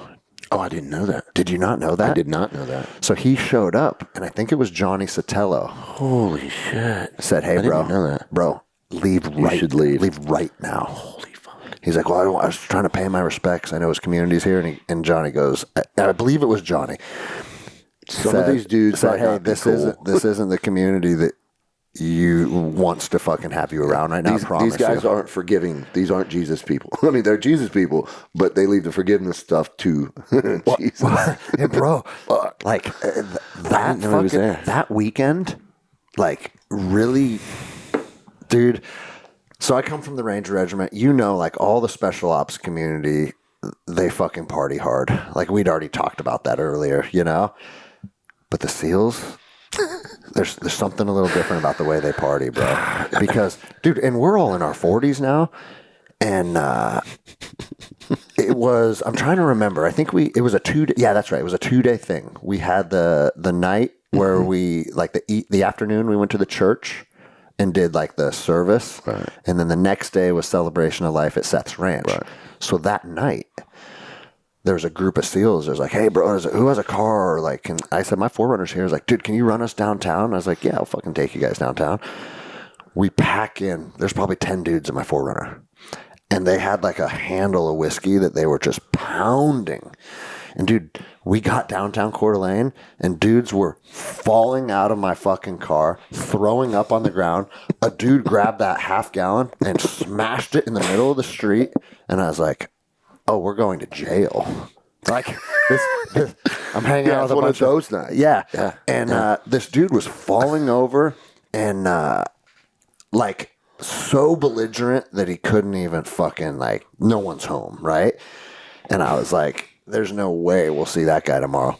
Bro, he walked in to Seth's Ranch the next day, fucking cool as a cucumber, looked completely fine. And I was like, I can't do it anymore. Damn, they still live like that, dude. I quit drinking 13 years ago or so. Basically, when Melissa showed up, I don't claim to be a genius by any means. One of the best decisions I ever made was realizing that woman was not going to put up with my shit, especially my shit when I drink. Because when I drink, I'm going to go hunt something, And so dude, we're fighting or fucking. Yeah, something, right? And I luckily, like, so Melissa's turbo nerd, right? Like no drugs, no alcohol. I don't think she drank alcohol till she was in dental school. She's a dentist. And just turbo nerd, dude. Like, I came home and started talking about Ibogaine one time, and she's just looking at me like I'm crazy, because like, dude, she's never smoked weed. I mean, hell, I think I smoked weed when I was 13. Like two very, like we both grew up rural North Carolina, didn't know each other. Our high school teams actually played each other. And, but I was a bad kid and she was a super smart kid. But, anyway, man, like I said, when she came around, like she's just no bullshit. She will not tolerate it from anyone in her life, period. And luckily I was around her for like 2 years at the gym. So I got to at least observe that. So I knew going into our relationship, like she just wasn't going to put up with my BS. And at that time with the gym, I was already not drinking as much anyway. I'm trying to run a gym by myself, 5 a.m. till late at night. And So you still have the gym? No, I sold it in 18. Okay. And I say gyms are like boats. Best days when you buy one and sell one. Dude, and they're even better when it's your friends. I'll tell you what, man. I've had a love-hate relationship being a gym owner for a while. And it got to the point, and it'd be interesting if you ever felt this, where like jiu-jitsu's my passion. And then when I attached my passion to my income, it started to hurt it a little bit. It infects or contaminates your passion a little because bit. now it's like, dude, I used to show up to jiu-jitsu practice for all the good in it. And the camaraderie and the workout and the brotherhood, all the stuff that we always talk about, right? And now it's like, you got to clean the bathroom. I got to clean the bathroom, and this guy canceled his contract, and now I'm gonna struggle to make my mortgage. Like all the bullshit of life attached to jiu-jitsu. Yeah. And so there was a period of time when I started to kind of like be like, dude, fuck jiu-jitsu, fuck owning a gym, and like I got kind of resentful of it. It would be easy to just go back to going to a gym. Exactly, right? Yeah. And but then I fucking wrote it out and went through that hard season. And now, bro, doing well. We have 235 members. Yeah. You know what I mean? Yeah. And not only is like, that's cool because from a financial aspect, it's a very viable business now. Right. But more importantly, we have 235 awesome motherfuckers. It's like a cool community, Right. you know? Right. And now I finally realized, like, well, I had to kind of weather a storm, and now it's paying off. But isn't that fucking life? Yeah. You know? Well, like, so myself and a couple of other contractors started that gym, and immediately we split ways, like before the gym was even open. That was fine or whatever. It wasn't like a bad thing. He actually left that world and went to the FBI. And as the gym grew, it started out in a little tiny space, 1,800 square feet. Next thing I know, it was in 22,000 square feet. We had a chiropractor up front, a dojo upstairs. Our gym model worked so well. I say that we were the most CrossFit gym on the planet. Mm-hmm. And we were sending people to regionals in the games every year. Like, I was building studs out of Wilmington, a small minor league town. It was a culture. I mean, I ran it like a team. Yeah. It was like me, and then I had my manager, the team sergeant, and then these specialized people to coach this and coach that. It was basically an ODA. It kind of goes back to what we talked about with Jocko. Like, you're using a kind of a military strategy. Mm-hmm. That's that pretty we know cool. works. And I know you said you're not genetically gifted, but regardless if it's your genetics or just your hard work, you were a high level athlete for a while, right? Yeah. I mean, you fucking went on 100-mile run. Like, that's most human beings. You don't derive fucking motivation from David Goggins because you've went and done some David Goggins shit. Yeah, right. The CrossFit thing, CrossFit, even back then, I went to regionals, and even being a decent level at regionals, man, like, to go to the games, that was like when Rich Froning was the man. Those people are different. And we got to see, like, CrossFit change even more so, like, the female athlete, right? Holy shit. Like, they're as big as me now. Oh my God, bro. Like, so Melissa went to the CrossFit games, and some of the others, back then, 125-pound female could compete at the games because they could do body weight stuff. Yeah. Now those girls are 160, 180 pounds and throwing their body weight around like little skinny kids, right? These big, jacked, freaking amazing women, right? So that world changed so much. But as far as the gym went, at one point we were one of the largest, quote unquote, CrossFit gyms on the planet in a very relatively small town. But it was because we didn't do the CrossFit gym model, right? The CrossFit gym model is actually one of the worst business models I've ever seen from an entrepreneurial standpoint. And people will argue differently. How did you run your gym differently? So we had CrossFit classes, right? Which is the typical CrossFit gym model. You come in, you take a class from 6 to 7, and then the next class is 7:15 or whatever. It's classes. Did you program the workouts yourself? Yeah, and I learned a lot about programming. I already had a lot of interest in that world, so I already had studied under a bunch of different coaches, understood powerlifting, some of the West Side methods, Charles Poliquin's stuff. He was a Canadian dude, was big on like time under tension, which I'm doing some of that stuff as we speak. So I had a bunch of other like conventional strength and conditioning training, or at least experience or whatever. No formal like college training or whatever. It's just I was in SF and needed to be in good shape. So it was part of my hobbies, So when CrossFit came around, I was already doing kind of circuit stuff, like in the military, we were all doing that stress shoots and all that, move heavy things, And my problem with the business model was, right, if you look at how many ever hours in a day, let's say you do 5 classes a day, right, and those people are paying, we'll just do easy math at $100, right, there's 10 people, so, 5 classes a day, freaking, the money that you're bringing in can barely match, the average decent space. Hence why most CrossFit gyms are like in commercial spaces, not, or excuse me, like, your industrial spaces. Yeah, they're not commercial strip malls. Right, because overhead. So what I did, I said, okay, well, you can take these CrossFit classes, but you can test out of them, right? And then you can have open gym. You can come and go as you please, freaking, right? Classes have priority on equipment and space, so you can work out between classes. So I created a whole nother bunch of people that instead of paying $100 per month for classes and coaching, like a guy like me, a guy like you probably don't want to take a class from, Sally the soccer mom who's interested in teaching CrossFit. Yeah. Right? Then that's a lot of CrossFit coaches. They're just, they like to, it's fun. Yeah. Right? But they don't have PhDs in physiology, right? Yeah. Well, I mean, it sounds like you're giving people more options. Right. And you said they had to test out of it. Yeah, So. basically like, hey, you know what? You've been here 6 months, man. You get it. You understand. You know how to do a clean and jerk or a squat, right? Like, you know what? You can leave classes and now you're moving to open gym. So instead of $100 a month, they're paying $40 a month.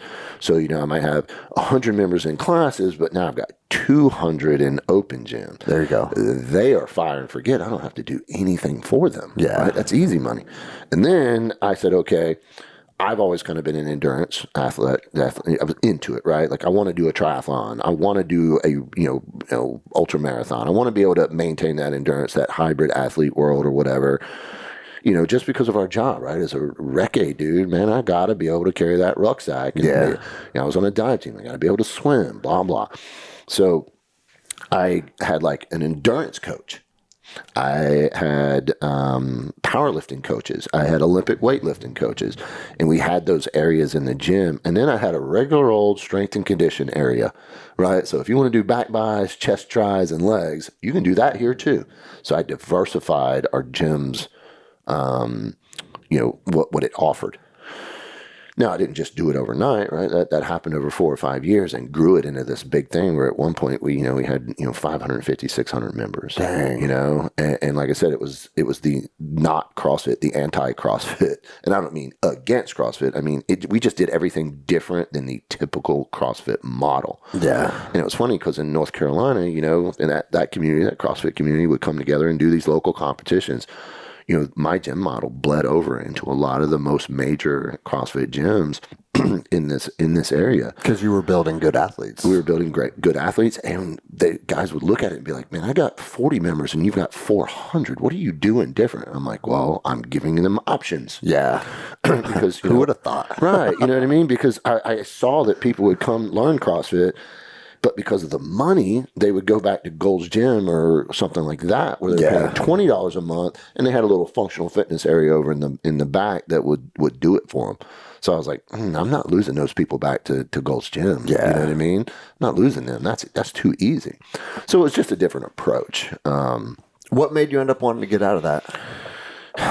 I just wanted to do something else, Heck, I joke still, like, I still don't know what I want to do when I grow up. Bro, I'm right there with you. Like, there's still... I would say every 5 years, it's like I got an itch for something new.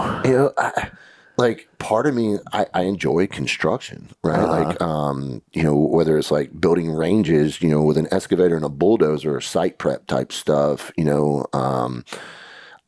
I like doing that kind of stuff. I like framing. Now, do I really want, it's like, do I really want to get into contracting as a life? Or maybe, you know what I mean? Like, I just know that the chances are that I can easily wind up doing something else tomorrow, next year. Just because if something comes along and it sounds cool, it looks cool, and I want to try it, I will. I think that contractor military lifestyle, even with military guys, like I've seen dudes, like when you decided to get out, you probably saw it too, guys that were like, I'm going to play it safe and stay in. Mm-hmm. Right? Because going to work for this weird triple canopy company where when you get to Iraq, you go find an AK and a pile of AKs. That's right, because all our weapons got hemmed up at customs. Yeah. It's like, hey, there's a pile, right, of AKs. Literally, folks, there was a pile. Like they put a bunch of AKs in the back of a dump truck and dumped them out. Go get a couple, run over there and shoot them, and if they work, keep it. And that's what you're running with. That is what we were doing in Iraq. Like, that made me hate AKs because Me too. none of them worked properly. No, man. And I actually have a pretty nice AK now. I figured everyone should have at least one gun that can run 7.62 by 39 just in case the revolution happens. Right. And so I bought an AK from Arsenal. And it's actually a pretty nice fucking weapon. Yeah. I still laugh, right? Like because of that situation when people are like, AKs are awesome. I'm like, it took me 6 freaking before I found one that worked. Bro, even the one that worked Like it would have a problem extracting, and it would rip the casing right in half. Yeah, and I'd have it to out of there. and I'd have to fucking take a cleaning rod and knock the other half of the casing out. We were lucky up in Mosul. We had Fred Craig of Craig Arms. He's like a master, crazy, awesome gunsmith. And dude, man, we had guns that would work. Dang. And it was cool because being up in Mosul, we actually had access to Kurdish weapon supplies. Okay, So there we you wound go. up with a bunch of FMs, a bunch of MP5s, freaking. So our team was only about half AKs. And all through underground drug dealers. Yeah, we'll trade you this for man, crazy days. But yeah, the gym thing, man. Like I said, I had one of my young coaches, and God bless his heart, in the Southern slang. So if people don't know, in the South, when your granny says, God bless his little heart, that means, wow, what a freaking moron. Right. So this kid who bought my gym, man, a gym that took 10 years to build into this monster, freaking fully functional, profitable business, in 8 months, he ran it into the ground. Yeah. Well, bro, I don't think, I've thought a lot about this, especially with my jiu-jitsu academy, because I know there's a day that I'm going to walk away because I want to sail the world. Right. You know what I mean? Yeah. And I think someone that didn't go through all the growing pains, it's hard to have the right kind of appreciation for it. And let's face it, if it's your baby, it's your personality. That gym is 100%, you, 100%. right? Like you set the foundation for the culture. even in the few hours that I was there and around some of your members, right? Like this is clearly your gym. Yeah. You can call it Electric Jiu-Jitsu North all you want, but it's Greg's gym, right? Tony's CrossFit gym, Tony's whatever, man. It was my personality. And like I said, man, I'm just that kind of way, man. If the doctrine says this, I'm like, yeah, let's change that. Let's change that. Let's change. That's what I did with the gym, like, and applied the things I knew to it. And luckily, by some design, it was successful. But yeah, God bless his heart, man. He ran it in the dirt, and the reason he ran it in the dirt is he wanted it to be more like the other CrossFit gyms. There you go. And it's like, bro, it's not. You found the formula that was working. And he paid, man, God bless, man.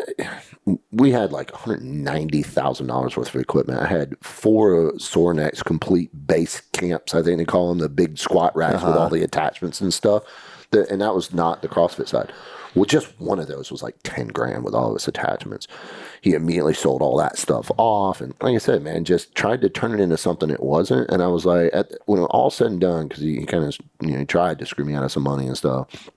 And I was like, hey, man, you could have started a new CrossFit gym that was a pretty common CrossFit model for a fraction of what you bought this place for. Yeah. You bought this place, but you wanted something else, right? Like it would be like no difference. Like, hey, I'm gonna go buy this, badass Lamborghini and then take it off roading. Yeah. Right? Like it wasn't designed for that. It's something else. I built something else. And long story short, man, it kind of sucked watching him like just run it in the ground. I bet, dude. And luckily for me, I had a clawback clause. I wound up negotiating a deal where somebody else bought his debt out and bought the gym, and she tried pretty good or whatever. And I think it's in another hands now, and it's, I don't know, like I think maybe it's doing okay. I don't know. That's how little I have contact with it. Moved on, man. Yeah. Doing we got to do other stuff. What about the tactical space with Capable Inc.? Is that something you foresee yourself sticking with long term? Because I know I talked to a lot of guys like Lappin and Glover and even Folk who runs Training Northwest on our range. The older we get, the less they want to teach shooting, and the more they want to just kind of diversify into other stuff. Yeah. But bro, I'll tell you this though, because like I was with you out on our range. You run one of the best ranges I've ever seen. And I think, again, it's obviously the skill set is there, but more importantly than the skill set, it's just the vibe you set. Like one thing that you said right out of the gates to everybody, I'll never forget it. You're like, just so everybody's very clear, I literally work for you. Like, you're not going to hear me barking. You're not going to hear me fucking like being an asshole. You're like, you paid your money for me to teach you. Teach you. And so literally I work for you today. And what that means is like, what you guys need is what you're going to get. And that set the tone for the rest of the day. And everyone was having fun, man. That came from the CrossFit world, right? Like CrossFit, when it first stood up, right? A lot of Navy SEAL influence, Stump and Castro and all them, the San Diego crew. It was a lot of that yelling and barking, you know, and people pay for that. I'm not into that, man. And you start yelling at me, I'm going to be like, hey, man, settle down, right? Especially if I pay you. Yeah. You're going to talk shit to me and bark at me and be an asshole. No, dude, I came to get your knowledge, right? So I can gain experience.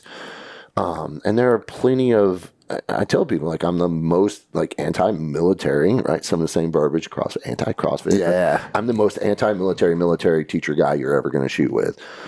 I'm just like, let's be chill. I should, by the end of the day, have talked to you, presented to you everything I know about shooting this pistol. What you do with it's up to you. But, yeah, I'm not going to bark at you. I'm not, you know... If you point your pistol at me, man, I'm probably going to be like, whoa, muzzle, right? But even then, I'm not going to be an asshole about it, right? I mean, and it rarely happens, but, you know, sometimes people are a little muzzly.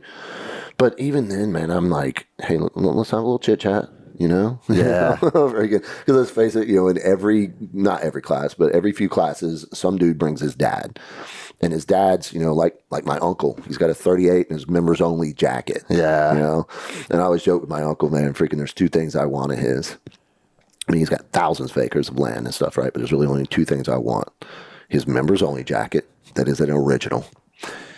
And this 28-pound brass sledgehammer that's back in the shop, right? Yeah. That's the two things I want. If I'm inheriting shit, that's what I want, that big-ass brass sledgehammer.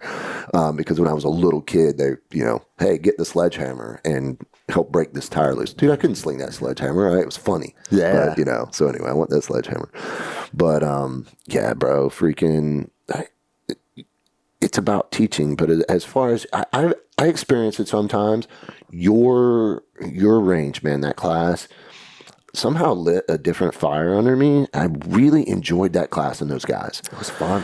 Not that I think over the last couple of years, I guess I was just maybe overdoing it a little bit and then gotten to the point where I wasn't enjoying it as much. Okay.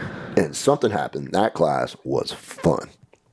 I don't know. Just a bunch of cool dudes. I forget his name. Big, tall dude with the long curly hair. Yeah, that dude was hilarious. Hey, that dude's wild. Yeah. You'll see him again because remember, he won. Yeah, he that's won the whatever that little competition he did at the end. He got the free class. But it was just a bunch of cool folks. But that's actually a perfect example when you were, because that fucking kid, I mean, he's 24, and you could tell he's into shooting. Because remember, he's like, I forget what the drill was. I think it was 2 or 3 shots, transition, another target, 2 or 3 shots. And he's like, I can't beat this time. And you go, watch this, step up here. And you taught him about cadence, and you just talked to him about it. And then you had him start to shoot it at a slower time. He's like, see, everybody thinks shooting faster is how you get faster. And he's like, watch. And you're like, watch this. In a matter of 10 minutes, you had that. You had him shooting the fastest he'd ever shot, man. Pow, pow. Pow, pow is slower than pow, pow, pow, pow. You know?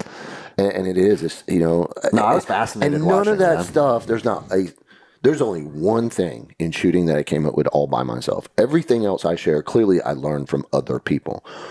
Luckily, I stepped away from the military, you know, type world for quite a bit and started shooting with these pros like JJ Rakaza, one of the best shooters of all time. And listen to what they had to say and the way they perceive shooting. I mean, it's all about your sights, man. Your sights are everything you need to know is being told from your sights. Are your sights lined on the target? Then you can pull the trigger. What happened after the gun went off? The sights can tell you everything you need to know. And when I realized that, I started preaching that. It does so many things. Like, I can take a break from shooting. I didn't shoot a pistol for 6 weeks. We were out hunting and all kinds of stuff. Came back.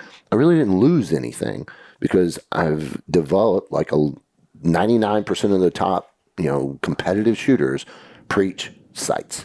Sights before anything else. Where I feel like in the tactical world, it's always grip first, right?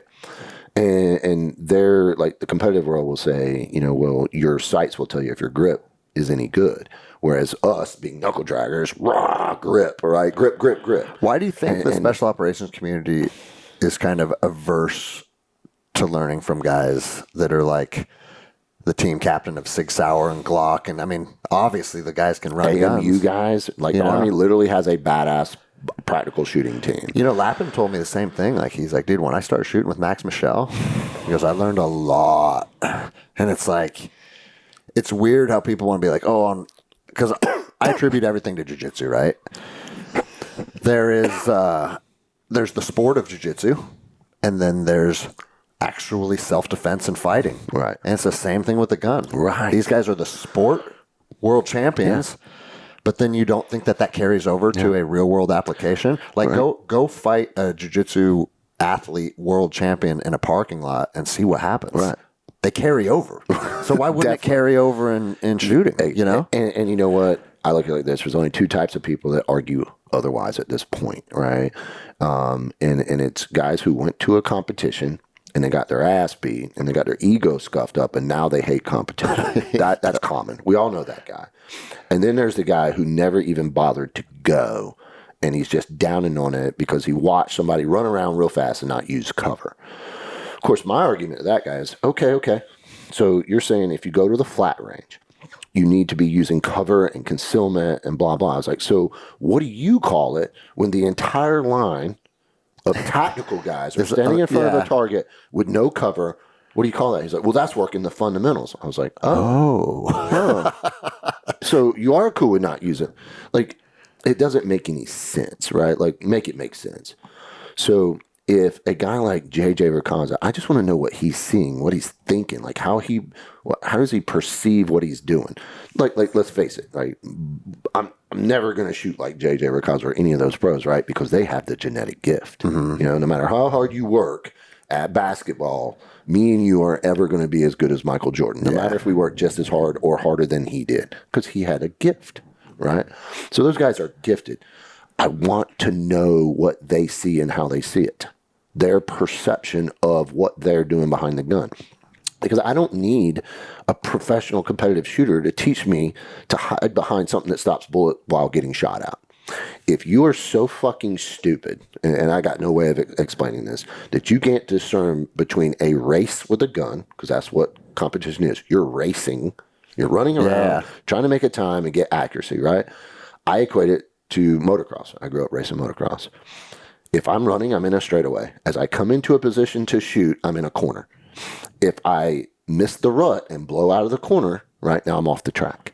Well, it doesn't matter how fast I came into that corner. If I run off the track, you're fucked. I done ruined my race. I got passed. So I got to stay in the ruts. I got to hit my corners, and I got to be quick, fast, and accurate. Well, that's motocross. That's Formula One. That's USPSA, it's IDPA, it doesn't matter, right? It's racing is racing. In this case, we just got to stop and shoot some targets, right? And not let the corners and the straightaways mess up our shooting part. And so you got these guys just like teaching that transition stuff. Man, I learned that stuff like in our world, we say we shoot a target and drive the gun to the next target. JJ said you shoot this target, leave that target sooner so you have more time to stop the gun, see your sights, and shoot that target.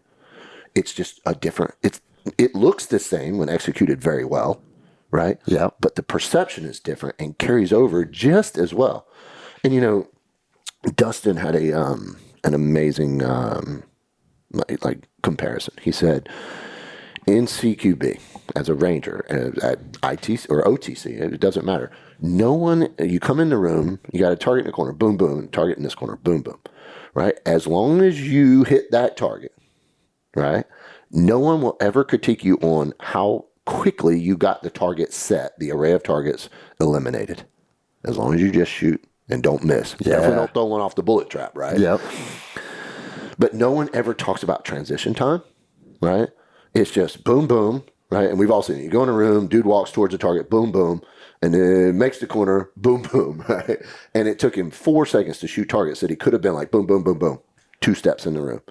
But we don't talk about it like that. If you take a competitive shooter and teach them the basics of CQB, they're going to walk in and eliminate targets faster than the average really good military CQB guy, because we don't look at it that way. Right, wrong, or indifferent. I'm just saying it's a different perspective. They're better at us at shooting. And it's a culture thing, right? Like I say that white's off, right? SF, a lot of times the Ranger Regiment, regular SEALs, they're not as mature as the Tier 1 units. Yeah. Right? The Tier 1 units bring those guys in to teach them to shoot. They're not asking USPSA guys to teach them how to do CQB. Right? Like, the enemy teaches us how to do that, right? Yeah. But the shooting part, grip, sights, trigger, is the same for a competitive shooter, same for a military guy, the same. And another good, one of the best, more recent and relevant, well, not more relevant, more recent things is like PRS, precision rifle competitions. It's racing a precision rifle. The long range sniper communities have benefited exponentially from the PRS guys. There's very few military snipers, right? I know Daniel Posey's a super stud PRS competitor. He was an instructor over here at SF Sniper School. But for the most part, the best long-range shooters on this planet are not in the military. They are PRS guys, right? Military dudes have a million things to work on. So we're rarely going to be the best shooters, right? But we don't win gunfights by ourselves. Yeah. We win gunfights with fire and maneuver, suppressive fires, right? Yep. It's not so simple as a sub 1 second draw, right? You know? So we've seen the technology. Rifles have gotten better, just like pistols have gotten exponentially better because of competition, right? 20 years ago, you had two choices in pistol, right? 1911s, and you'd be lucky if it worked, or a Glock. Well, now you can go to the gun store and there's 10 badass different manufacturers making badass guns that all work, you know, unless you drop it like a SIG. But I had to throw that in there. I am now, for the first time ever, carrying and even shooting a SIG in competition, and I never thought I would. But whatever, things have changed, right? And those changes have been spurred so much by the competitive shooter. So why dudes are still in this competition, you know, blah, blah. Like I said, if you're too dumb that you can't discern between shooting paper targets that you don't need cover because paper targets don't hurt people, or a real gunfight where someone's shooting at you that you need to get behind cover, like you're too dumb to have a gun in the that'll first be a place. Self-correcting error very quickly. Yep. Self-correcting, non-habit forming. Right? Like, dude, what year did because you were left-handed shooter. Yeah. And then you got blown up. Yeah, I am left-handed. And then you now shoot right-handed. Right. At a high level, which is crazy, dude. You know what? The cool thing is, and left-handed people out there will know this, we are probably the most discriminated group of human beings on this planet. Everything is made for right-handed people. Everything. Like an M4. Oh, yeah, right? Of course. When you're right-handed dude and you try to play with an M4 with your left hand, you're like, well, that was my life. I had to try to keep up with you guys with reloads and all that kind of stuff. Yeah. As a lefty. Remember earlier I said there's only one thing? I totally forgot. There's only one thing I've come up with by myself in shooting. There's actually two. Well, so this is the one thing as a left-handed shooter. Everybody's doing slide lock reloads in my very first shooting package. And my very first shooting package was in between the time that it was called SOT. They were creating Sephardic and then Suffolk. So it was a shooting package. It didn't really have a name. It was just a direct action shooting package, whole company level thing. But we're doing flat range. Of course, we got, if you're a new guy, you got to shoot iron sights and Beretta. If you'd already passed and done a shooting package previously, you could use your aim point or reflex or whatever we had back then, because you're talking late 90s, and you could shoot your 1911. So I got this Beretta, and like I said, I'm left-handed. And none of the instructors are left-handed, so they're like, okay, so for your reload, you two left-handed dudes, you got to basically insert the mag, roll it over, rack it, and shoot, the slingshot method. Everybody else they were teaching, thumb hits the slide release for right-handed dudes. So I'm like, man, and we're shooting like, 2 reload 2, and my buds are beating me. So I had to figure out, like, how can I keep up with these right-handed dudes? And so I came up with this method, right? So the reality is, or no shit, you're shooting along, slide lock left-handed, mag comes out, right? I would actually hit the mag release button with my index finger, right? Firing finger on the side, mag comes out, new mag. Well, if you take your thumb and run it as you insert that new mag and run it up to the trigger guard, there's the slide release. You can hit the slide release. Okay. And that's how I learned to keep up as a left-handed shooter on slide lock reloads with guys. So that is the only thing in my entire shooting career that I came up with all by myself. Everything else I learned from somebody else, maybe put my spin on it or my perception to it, and then I repackage it and share it with other people. So what year did you get blown up again? 09. 09? And yeah, so TBI, nerve damage in neck, shoulder, and Where were you at? in Mosul. Mosul? Okay. Yeah. They spent a lot of time in Mosul. Dude, know that That's your fucking city. Live there, dude. I look back, I'm like, I should have bought property in freaking, you know, Ahmadiyya or, you know, Dahook or, Yeah. you know, they would have got kind of messed up with ISIS, but, you know, Erbil, you know, could have bought property there. And I love the Kurdish folks, man. Freaking, you know, I talked about all my time working with those guys. When I got blown up, it was, you know, 3 Kurdish teammates that got killed. Mm-hmm. And they were my brothers, man. You know, I'd been living and working with them for years, you know, and they were my boys. And as good as any American soft I had ever worked with. Oh, really? Studs. I mean, they were physical studs. They all spoke beautiful, clean English. Freaking, most of them had been educated in Britain. They were all Barzanis. Mm-hmm. And anyway, freaking studs. But yeah, so the damage made it where my left hand was unpredictable at best. It just didn't work. It still doesn't, man. And, you know, like... And I'm still left-handed, That's bro. what I was going to say. know? Would you ever switch back? But it's a foregone conclusion now, huh? Yeah, yeah. I just can't trust it to work all the time. And even worse, back then, it would seize. I would have like this central nervous system, like a seizure. And my hand would do this. Like Okay. My whole arm, this everything under the tricep, everything underneath here would like cramp and like, you know, I'm over here like do. And obviously, this motion while holding a Glock is not a good thing. Yeah, bad things can happen. So initially, I was like, okay, I'm gonna shoot pistol right-handed, and I'll keep my M4 left-handed, but I would screw up the safety.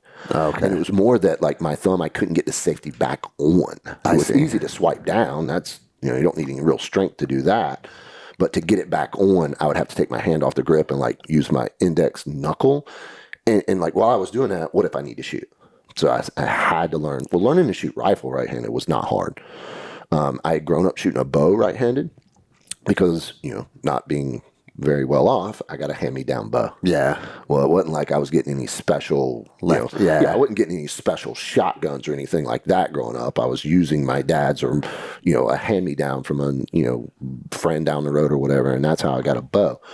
So it really wasn't that hard for me to switch. I shot a lot of rounds. I was in recovery, you know, in rehab and all that, and I would just dry practice. And even like in the hospital where I couldn't have a pistol, I would just freaking dry practice with an imaginary pistol.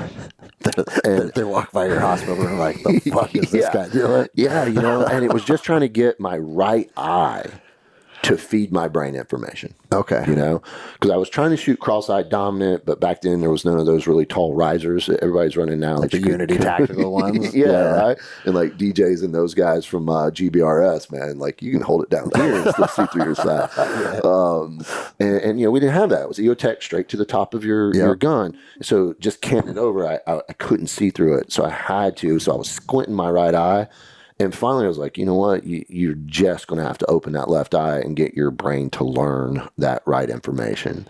Because I was occluding it, smudging my glasses, all that stuff we think works. Ultimately, it just took exposure. And even still, man, like, it's funny. You can catch me every now and then, especially like guys have seen it when I'm wearing clear glasses on the range. Pull that pistol out, and I'll be shooting with my left eye and actually switch. Oh, okay. You know? Yeah. Bro, it's your whole life. You know? Yeah, you know, it's just something I had to do. Do you think you're a better shooter now than you were before you got injured? Yes. Okay. But not because of the change, because of what I've learned since. Got it. Two very separate things. Okay. What I am way better is at teaching, because I learned to shoot initially as a small child, and I don't remember a lot before 09. Things are messy, right? It messed up a lot of memories. So I don't know what's imagination, what's secondhand. A lot of people have told me a lot of crazy stories, and I'm like, really? You know? I mean, I've met girls that I dated in high school and stuff, and I don't remember them. Damn, dude. Whatever. My buddy up in Alaska, who I went to school with, man, I went up there and visited him after not seeing him for like 26 years, and we were like best friends in high school, and he was telling me stuff, and I was like, why aren't we in jail? Is like, God likes us, maybe? I don't know. But yeah, man, what I really got better at was at teaching. Because you had to learn. I had to learn. Okay. I went through the process of learning how to do it. So it was like a blank slate almost, you know, and so that's kind of a blessing in disguise, man. It's kind of cool. Man, I talk about it all the time. My career has the most pivotal points in my careers are around major injuries. Yeah. You know, I broke my back in 05, and that pointed me over to, you know, GRS and that kind of stuff. And then waiting to go to another project, I was now in a wheelchair. And it's like, okay, cool. So instead of going that path, I also had a flight packet in. Had I not broke my back, I probably would have never continued that way with doing, you know, agency stuff and then all the things that came out of that, like true cool private sector shit, right? If I had been flying a helicopter, I'd have probably gone on active duty. What year were you slotted to go to flight school? So I had a deployment, and when I got back, I would have gotten orders. They gave me the thumbs up, passed all the physical, all that kind of stuff. So I would have probably started flight school in like 06. Okay. Yeah. Do you know I went that path too? No shit. Yeah, I went. So I contracted with Triple Canopy from 04, and then in 07 I was like, got the itch to go back in. So that's what I did. I went and put a fucking flight packet in. Nice. And went back on active duty and went down to Fort Rucker, became a warrant officer. Like, no shit. I didn't know that. Yeah, was in flight school doing CrossFit. And I was doing handstand push-ups with my feet against the wall. And you know how that builds a bunch of pressure in your head? And I hemorrhaged my left retina. And I thought I had a stroke because I lost vision, part of my vision in my left eye. And I was like, oh, something bad is happening. Yeah. So I went to the hospital and they're like, no, you're fine. You just hemorrhaged your retina and the blood pooled up and that causes blindness in that eye. But the eye will reabsorb it. But sometimes it takes up to a year for your vision to go back. And then they're like, fucked up eyes in flight school. You're done, bro. Oh, man, that sucks, bro. I didn't know that. But here's the thing, man. Like, I was already thinking, like, I'll be in the 160th. I'm gonna, you know what I mean? And also, there was a guy there that was telling me, is like, we can probably set that up to recruit you right out of flight school, because they used to have to go into Green Platoon with the 160th. They recruited from 101st and all the other aviation units. Hours, all that. But then what they realize is, like, we're having to unteach these people a lot of shit. Yep. So if you have a special operations background and now you're a pilot, you understand the mission, we'll pull you on board right away. Right. And you know how many of those guys got fucking shot out of the sky? You know what I'm saying? Yeah, so you know how it is, dude. You just got to look at it and say, can't look back. Hey, Man. Don't look back. Don't life look down. happens, man. That's right. Whatever. I mean, if it wasn't for, hell, man, I broke my femur the weekend before I was supposed to start the Q course, and I was slotted to go to the medic course. Had that not happened, I gone to the medic course, I would not have made the deployment to Afghanistan. I'd have still been in language school. Oh, shit. So because I broke my leg, I made the decision to change from Delta to Charlie course, shorten up my Q course. Oh, hell, I'd been on a team for almost a year when Afghanistan happened. Yeah. So I don't look down. I don't look back, man. What happened? Man. You know what I mean? Living in the past is, and that whole, let's face it, America and its victimology, that victim mindset, always living in the past. No, thank you, man. Like I said, I don't know what I want to be when I grow up. Freaking. but we're going to figure it out tomorrow, right? Yeah, and I might figure it out this afternoon, or I might figure it out next year. But you know what? Well, bro, you've seen it, I'm sure, as much as I have with our community. That's the biggest thing that plagues our community. Because it's like, back when I was this or back when I was that. And it's like, cool. We were young stud rangers. Respect. And then we were young stud contractors. And we did this and we did that. And it's like, but that phase of our life is also over. And I always articulate it as a chapter of your book. Like, our book is not the war in Afghanistan or the war in Iraq. That's a chapter in our book. Right. And who knows where the fuck you're going. I am not an army. Like, I'm not an army guy. I am not a Green Beret. Yeah. Man, I bumped heads one time when I got out completely, had 9 years breaking service, decided to come back in the guard, good intentions, train the next generation, hand down the, the lessons learned. So yeah, I joined 20th Group again. And so the unit I joined is here in North Carolina. And, I sign in and all that kind of stuff. It's 3 months and no one ever mentions, hey, we have a deployment to Afghanistan coming up. So I joined this unit and they're like, you're going to Africa. No, not Afghanistan, Africa. Right. And I'm like, well, wait, when? And they're like, the team you've been assigned to, they're leaving in February. This is like early January. I'm like, whoa. No one mentioned this. So the sergeant major gets this case of the ass with me, man. And dude was a little loopy. Wound out, dude should have already retired, right? He was a little loopy. And treated dudes like hell, like shit, right? Sergeant major's job is to take care of the troops. Yeah. Right? And this dude is like dressing me down, motherfucking me. And like, I'm just looking at him going, I can't believe this dude is talking to me like this. Like, well, this is the National Guard, bro. Yeah. Like, let's not get too serious here, Sergeant Major. And I'm like, hey, Sergeant Major, had I known this was going to happen, this deployment was coming up, I would have joined the other, 20th Group unit here in North Carolina. And he is still just in it.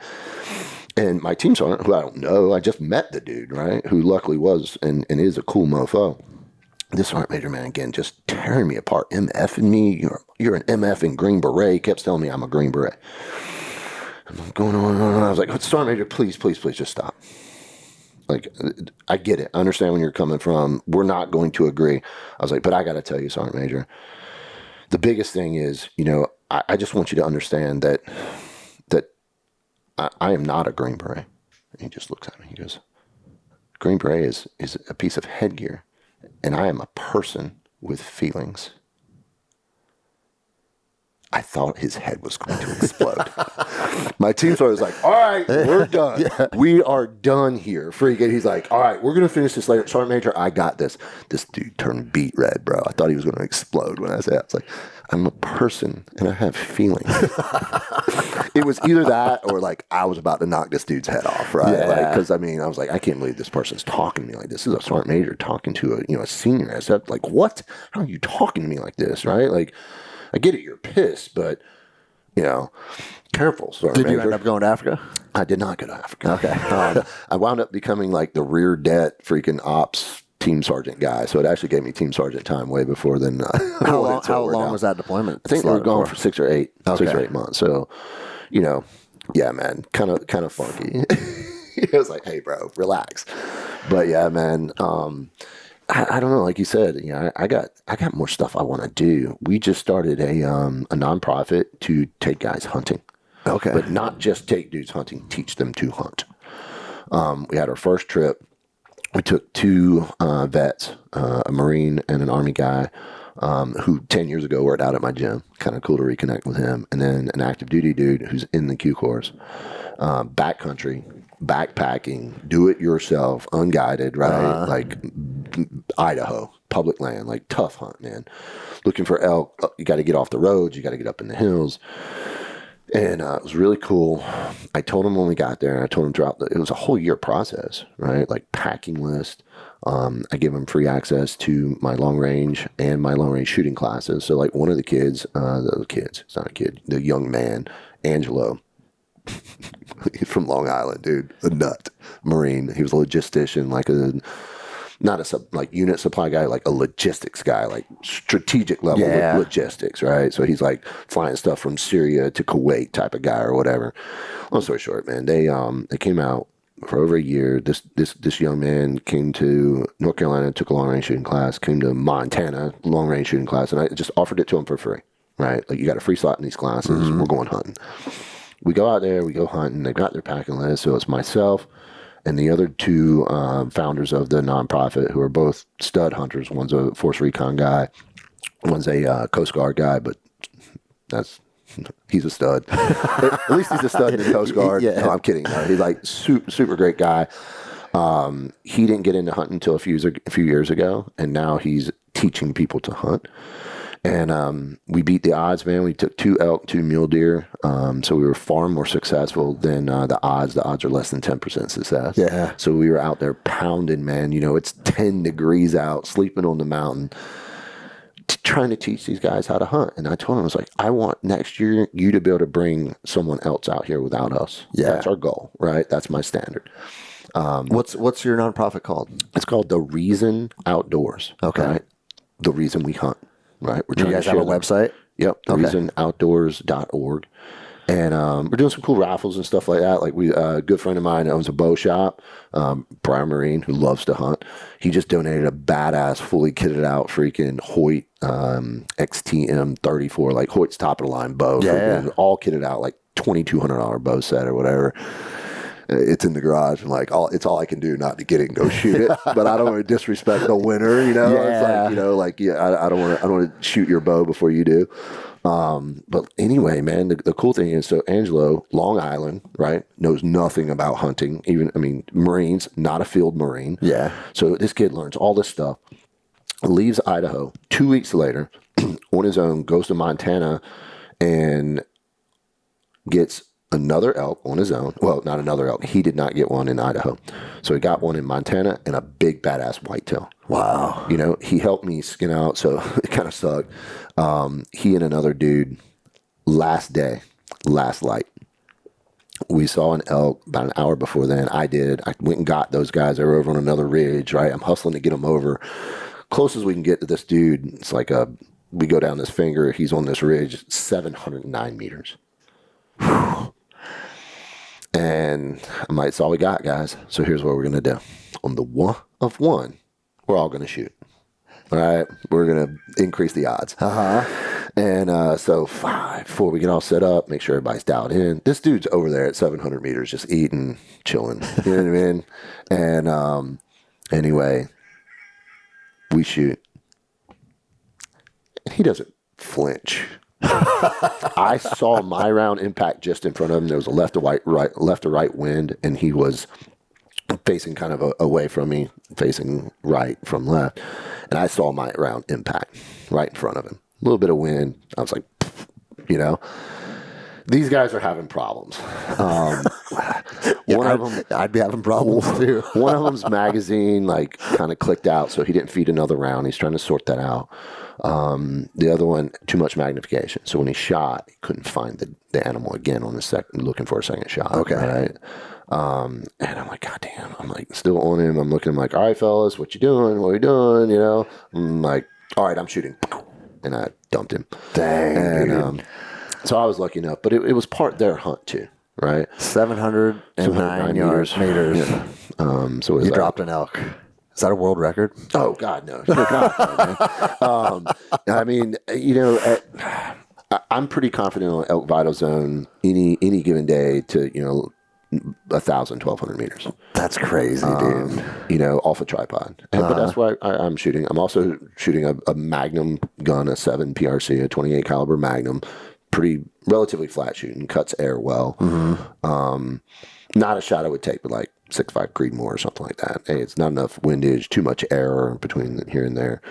And that's a big thing. I really preach to guys about their ethical shooting distance. Was it a little long for those guys? Yeah, but it was last day. Yeah. What are you going to do, man? Them dudes had been in the mountains for over 2 weeks, you know, just getting their shit pushed in. There's something about last light, last day, isn't there?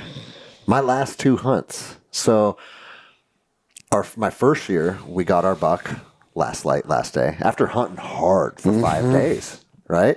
It's easy to kind of give up too. You're like, all right. And then, dude, this last hunt, I got a button buck on day 2, and then on last light of the last day, I shot a doe. And fuck, man, and it was only like 30-yard shot, but if the arrow was an inch higher, it would have been good, man. But it hit the brisket, and bro, I tracked her into the night, and it was fucking pitch black out, and I tracked her for fucking probably 2.5 miles, and I didn't want to fucking stop, right? Because it's like, but the blood was getting lighter and lighter and lighter, and then I ended up losing the trail, and my buddy that owns the property is like, bro, this is deer hunting. You have to accept that you lose some. And he goes, and any archer that tells you that this hasn't happened to him is full of shit. This is part of the game. But one thing that was interesting is you as we were tracking her, I jumped her a couple times, and you could see where she was pushing her chest into the ground. Trying to get that blood to stop. Trying to get the blood. And I learned a lot. And that's what my buddy said. He goes, one thing that's good about this, he goes, every depression into the earth when we jump her, you see how there's less and less blood. He goes, She knows what she's doing. They don't have tourniquets. Right. They do this. Yep. And he goes, the fact that the last depression has almost no blood in it, that deer will be fine. I was like, well, okay. But it's like, it still hurt. It still stings a little bit. You know? See all these pictures of like deer with like an arrow through their neck, and they're just walking around fine, you know? And it's like, holy crap, you know, it says a lot to their spirit. But it also, if you think about it, right, there are a lot of places in our bodies, in our anatomies that we could stick an arrow through and hit nothing. Yeah, I know, right? And they're the same way. And That's a lot of things. Like, I don't know that I've ever had an arrow like on North Carolina deer not pass completely through. Mm-hmm. And I've had this conversation lately with, and it's hard to back those bows off, you want that 70-pound draw and, 320 feet per second and blah, blah. But the reality is you almost want that broadhead to stop in the animal. So when it moves, that broadhead's in there just chopping shit up, which sounds horrible, but it ends them quicker, Because I mean, I go back and forth, man. Like archery is not the most ethical, right? Like you shoot a deer with a magnum, right? Ripples go through their body, it turns their central nervous system off. They fall down and then they expire, right? But it's because you turned off their central nervous system with shock. The arrows don't do that, so that's why, like most animals are going to run when you shoot them with archery. So I love archery. I love it, freaking. But it also on the inside, I also know that it is not the most humane way to take animals, right? It's not. It's just not. You're not hitting an animal as hard with as with a rifle. But I love archery hunting, and so therefore I do everything I can to make sure I'm not going to miss that shot. Yeah, it's primal, bro. Dude, it is so awesome. And like elk with archery, I did my first archery elk hunt this year. So you're calling them, and they're answering. And they're pissed, and dude, it sucked. I was trying to get Melissa her first elk. Man, God bless her heart. She's been on some tough hunts. And that chick, man, she's a stud, She doesn't mind living in the woods and, whatever. And she just hasn't connected. Last year, freaking, we hunted in Montana. It was so cold and snowy. I mean, like 4 degrees and snow. One day, I actually found out that the Kestrel, the calculator, that it maxes out at 50-mile-an-hour winds. Oh, really? And I found that out in 50-mile-an-hour winds in Montana. Dude. And I mean, that's cold, man. When it's 10 degrees out, snowing, and 50-mile-an-hour winds, what do you think the elk are doing? They ain't walking around. They're bedded down somewhere underneath a fir tree, on the, non-windy side. What is that, a leeward side of the mountain? So you got to, like, go walk around and try and find them. And anyway, she didn't connect. So she spent a lot of time shooting her bow this year, went out there, and they weren't really in the rut. So he was giving like these like don't come any closer calls, but he wouldn't come after us. We hunted the same elk for 3 days, man. And finally we got him at 52 meters, so almost 60 yards. No other good way of getting to him. And I said to her, I was like, okay, let's just back off. Freaking, we'll try to come back around the other side of the mountain. It's probably going to get dark. We'll hunt him again tomorrow. And she leans in and goes, just kill that motherfucker. Because it was, like I said, it's just outside of what she was her effort. She had only ever shot to 50, where I spend most of my time shooting at 80 and 90, because I want to be able to shoot that 50-meter shot. Oh, really? Yeah, okay. And so he was standing just away from me, man. So I just dropped that pin right behind his rib cage, and I stuck him right there, slightly uphill shot. And so we get to him, man. It was amazing because, I'm expecting to have to chase him. Dude, he walked 10 feet, maybe 15 feet. That's crazy. Laid down, laid his head down, and died. It was the most chill thing. Like, he barely jumped. Usually they throw a fit when you stick them with an arrow, right? Mm-hmm. And I'm just looking at him, and I'm like, did I miss? But he just laid down. Did you hit the heart? Do you know? All right, so I guess double lunged him. Double lunged. Yeah, okay. So elk's heart lays really low in their chest, like really low compared to a deer, almost down on the sternum. And but their lungs are up higher and they're big, they're like watermelon size. Yeah. So I double lunged him. But the cool thing was that arrow hit the shoulder blade on the other side and stopped. Okay. So when I get up there, I'm like, rolled him over, looking for an exit wound, nothing. The arrow was still inside of him. Dang. And he took a couple of steps That arrow was in there moving around and cutting up them lungs, and he died right there. Most peaceful archery shot I think I've ever seen, and it sucked because we weren't videotaping. It'd been cool to have on video. That's a long shot too. Not bad, Is that about your limit that you would take on a hunt, or would you shoot out to 80 or 90? Oh, man, on an elk, you're talking about such a huge vital zone. Yeah. Deer are at least barely half that size. You got to be a little careful. Last light, last day, no wind, I would shoot to 100 on an elk. Okay. But like I said, I spend 90% of the arrows I shoot the last 20 years of my life, I've been 80 meters. Yeah. It's just where I shoot. Okay. I think I need to change my training regimen. And it's just that buffer zone. Yeah. Now, the other thing I like to do that a lot of guys don't necessarily do is I like to shoot fast. As in, I put that arrow in there, draw it, and shoot. Well, right? Bro, let me tell you this story then. I've told the story on the podcast before, but you'll appreciate it then. Because where I hunt in Wisconsin is all tree stand. Mm-hmm. And we're walking in, and it's an 80-acre piece of property. So you jump a deer or two usually walking in, right? And I jumped a deer, and it was a big doe. She jumped right in front of me. 1 or 2 seconds, gone. And I remember telling my buddy that owned the ranch, I was like, if I had an arrow knocked and my release attached, that 1 second, I think I could have got her. And he kind of laughed. He's like, bro, that's not how we hunt whitetail right here. And I was like, well, I'm going to start walking in like that. And the next day is when I jumped that fucking button buck. And it was like a ready up, right? I'm walking, boom. And it was like literally within 1 second, and pinned him. And he died. He didn't make it 30 yards. Yeah. And I carried him back down to the cabin on my shoulders, like fucking Cam Haines style, covered in blood. Absolutely. And my buddies, it's cool too, because they said, bro, we've been archery hunting for 40 years, and we don't walk in with an arrow attached. He goes, and you're brand new, and you just taught me something. Guess how I'm walking to my stand tomorrow? So it's cool, man. Yeah. And the reason I like to do it is like I said, on 50, right? I'm not going to do that fast shot at 80 on it. Yeah.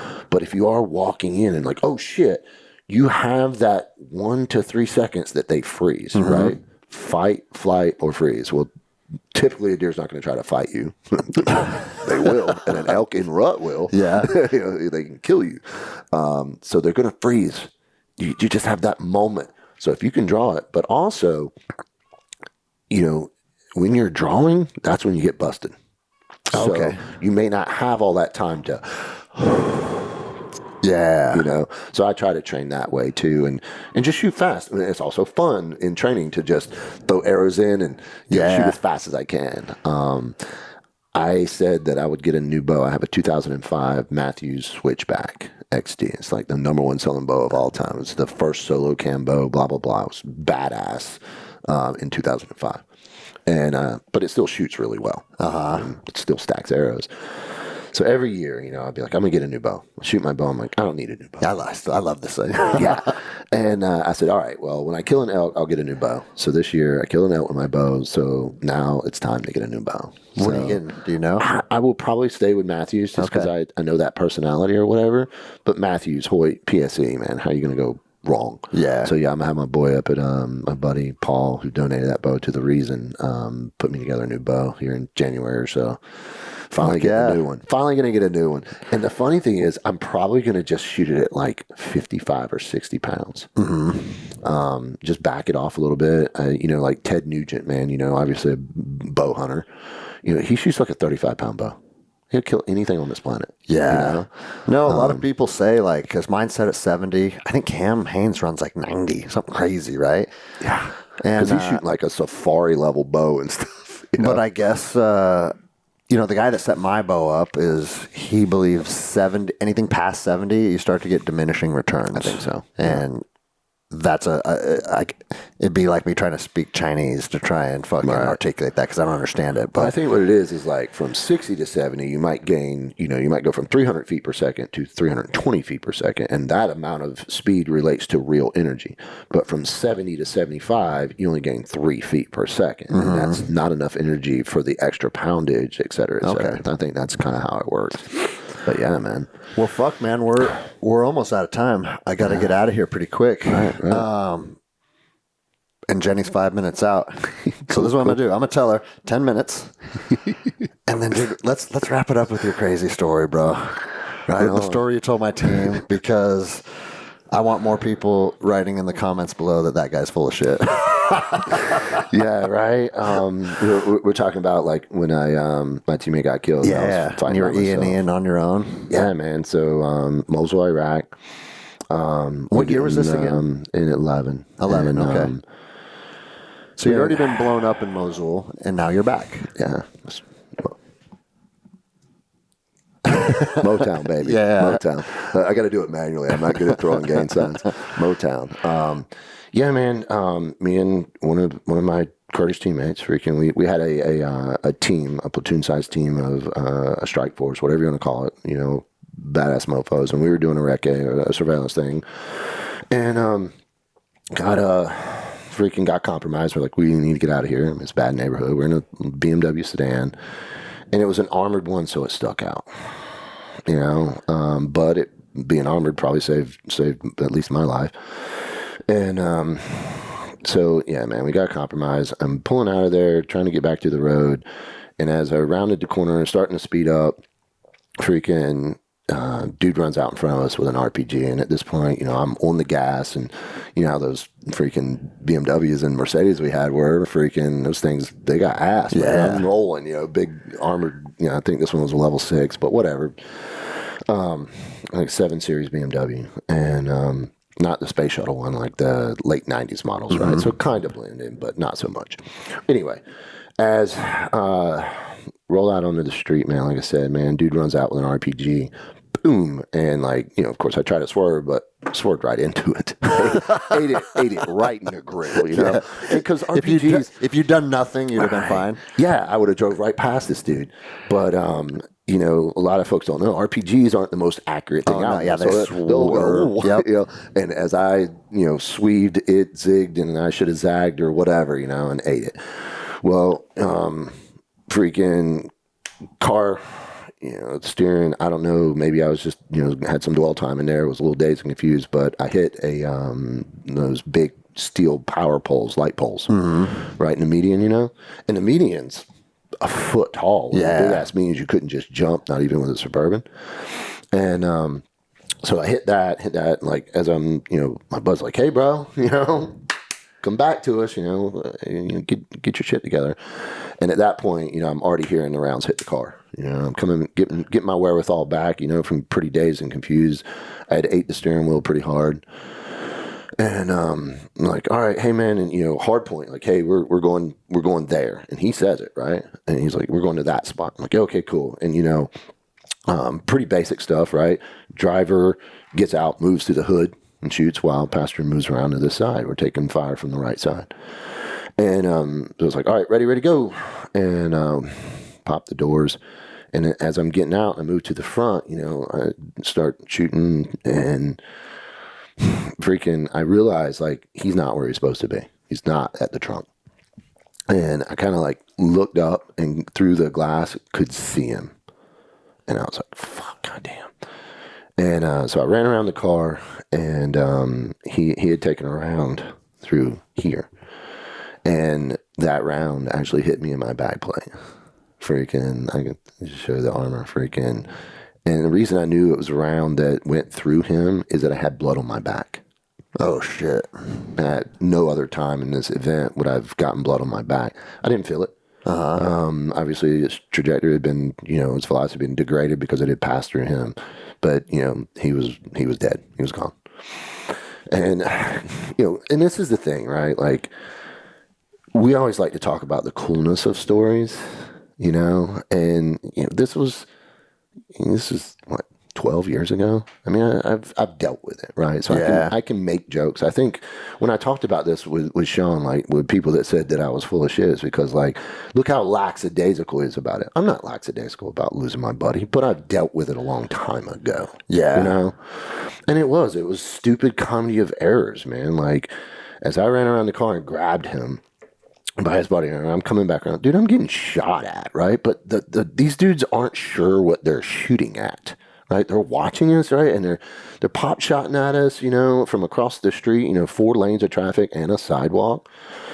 And, you know, I think they just couldn't tell what they were dealing with yet, because when I did get out of the car, I put down a couple of very accurate shots. So they weren't certain about coming running up to us, right? Yeah. So as I was dragging him around, man, and his nickname was Fido, his foot got caught on the muffler. Like, I cut the corner too short as I was dragging him by his body armor handle or whatever. And so, like, as he got caught, I slipped on, you know, a little bit of gravel, and he fell in my lap. So, like, I'm shooting and trying to get up, get moving. He's got one of those little parasols, the Mark 46 or 48, whatever it is. It's the Navy SEAL little mini saw, little parasol is what we call them. Navy calls everything a Mark something. So I'm trying to drag him. I got to pull him up and down over that median. That median gave me a little bit of cover for a minute, and got some shit together or whatever. And shot, kind of pushed the dudes back a little bit. And it's midday, dude. There's traffic. This is Highway 1. Yeah. You have 4 lanes on both sides, and like people are like honking their horn at me, and bullets are flying, you know. And people are like honking their horns at me, you know, like get out of the way. It's nuts, right? And I'm all like, you know, like, I don't want to get ran over. Give me a second. I'll be out of the road, you know?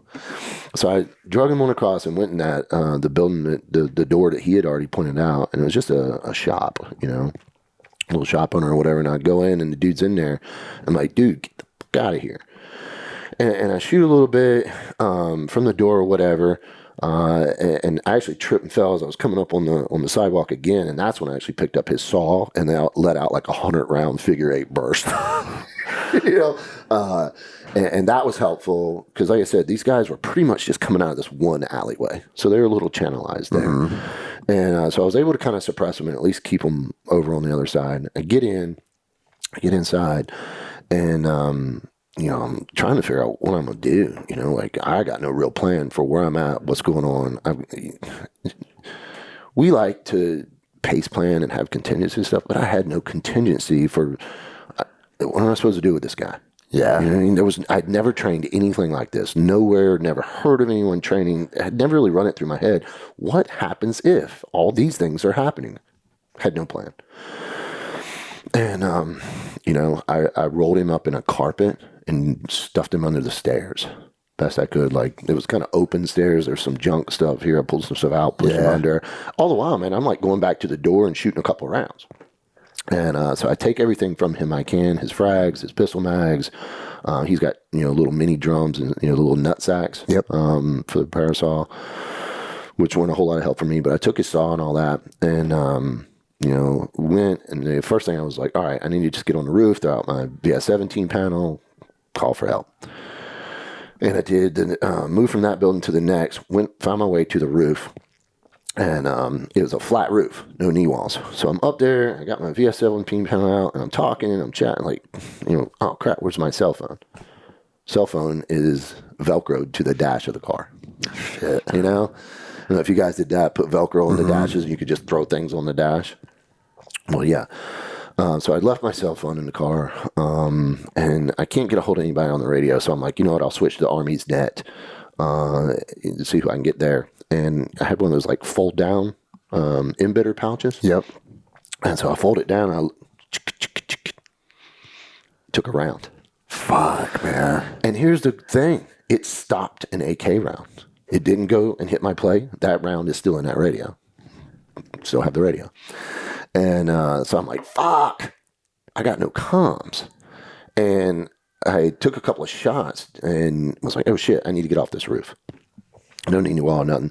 So I grab and get up and run. I left my VS-17 panel, which was helpful because at least the guys, when the Army did launch a QRF, they saw that, and at least they knew the area I was in. Yeah, they knew you were there at some point. But by the time they saw that VS-17 panel, I'm already a couple hundred meters away. Mm-hmm. So it was good and bad. The fucked up thing was, man, I thought that, like, that roof, there was another step down roof. That's how I gotten up there. But as I was getting up there, I didn't make a mental note that, like, if this was the full roof, this lower roof only was about halfway. So I grab my stuff and go running off, thinking I'm going to jump on this next roof. 2 stories to the road. Oh, fuck. Bro. And it was like just getting hit by a car. I bet. I mean, as soon as I ran off, I was like, ooh. Well, you'd already been hit by an RPG. Yeah. Crashed your car. Yeah. Taken a couple rounds. Yeah.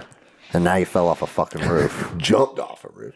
And Did that cause any severe injury? No, didn't break it. Just other than just smashing into the ground hard and going, oh my God.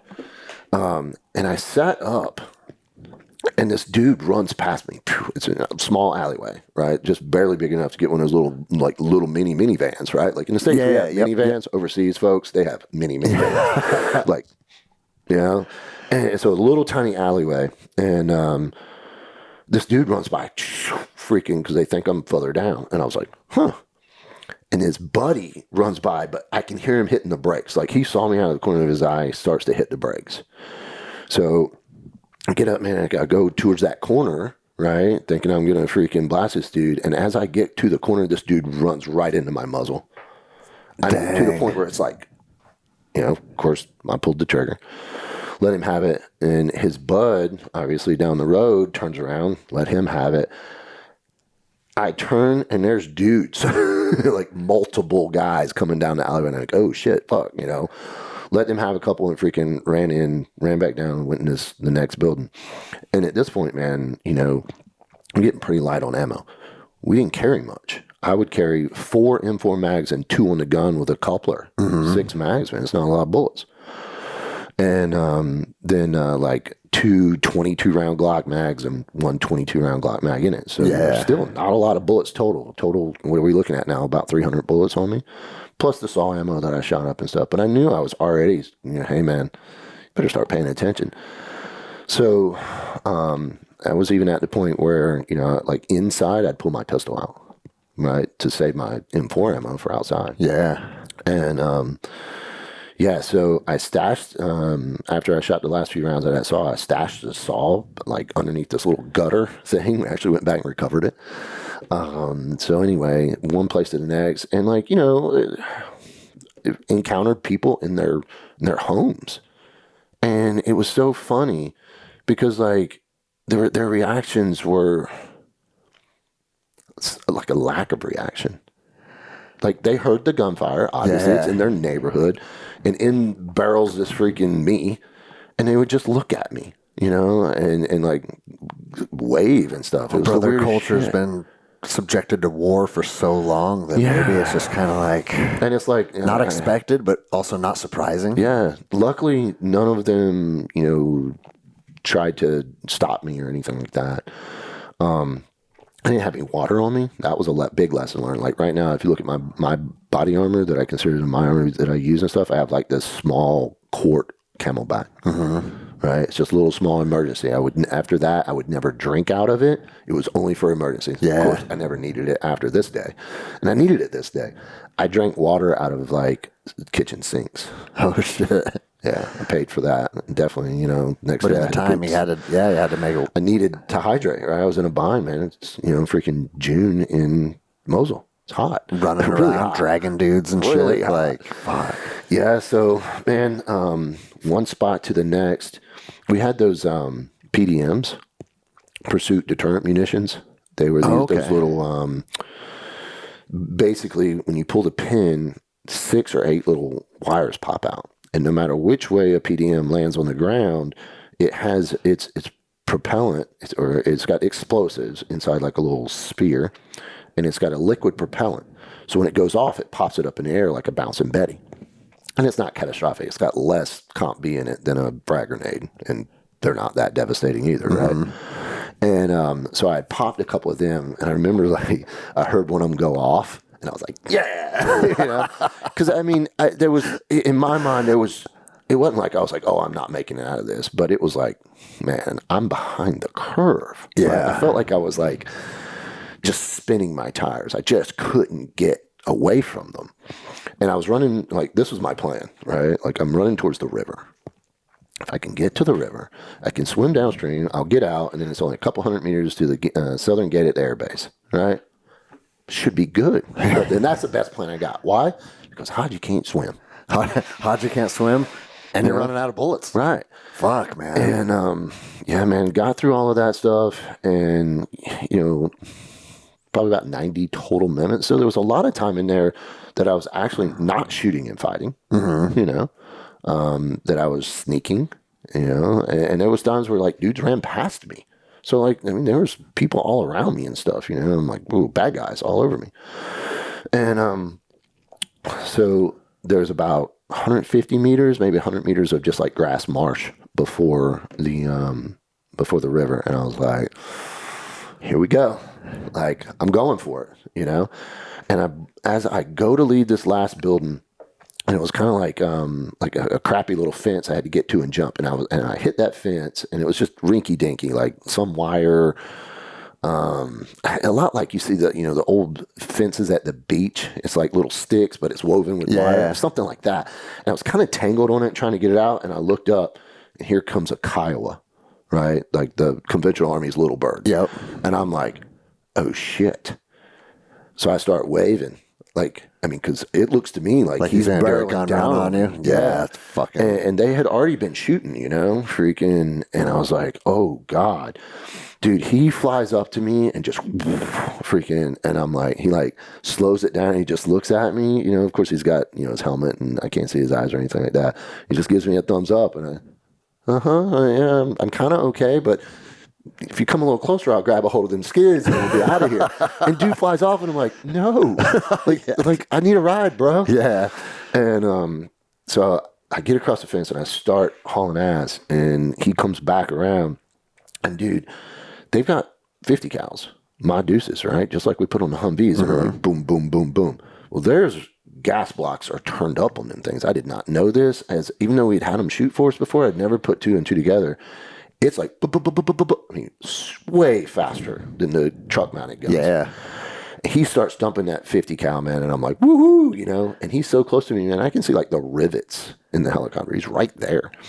And he peels out, and freaking Apache rolls in, comes right out of the river. And I'm like, same deal. I'm like, bring that landing gear, man. I'll happily grab a hold of your wheel, bro. Yeah. Like, get me out of here. And he's just kind of hovering there, man. And he starts to like kind of climb up a little bit. And sure enough, comes around the corner of a striker. Cool, man. They rolled up, picked me up.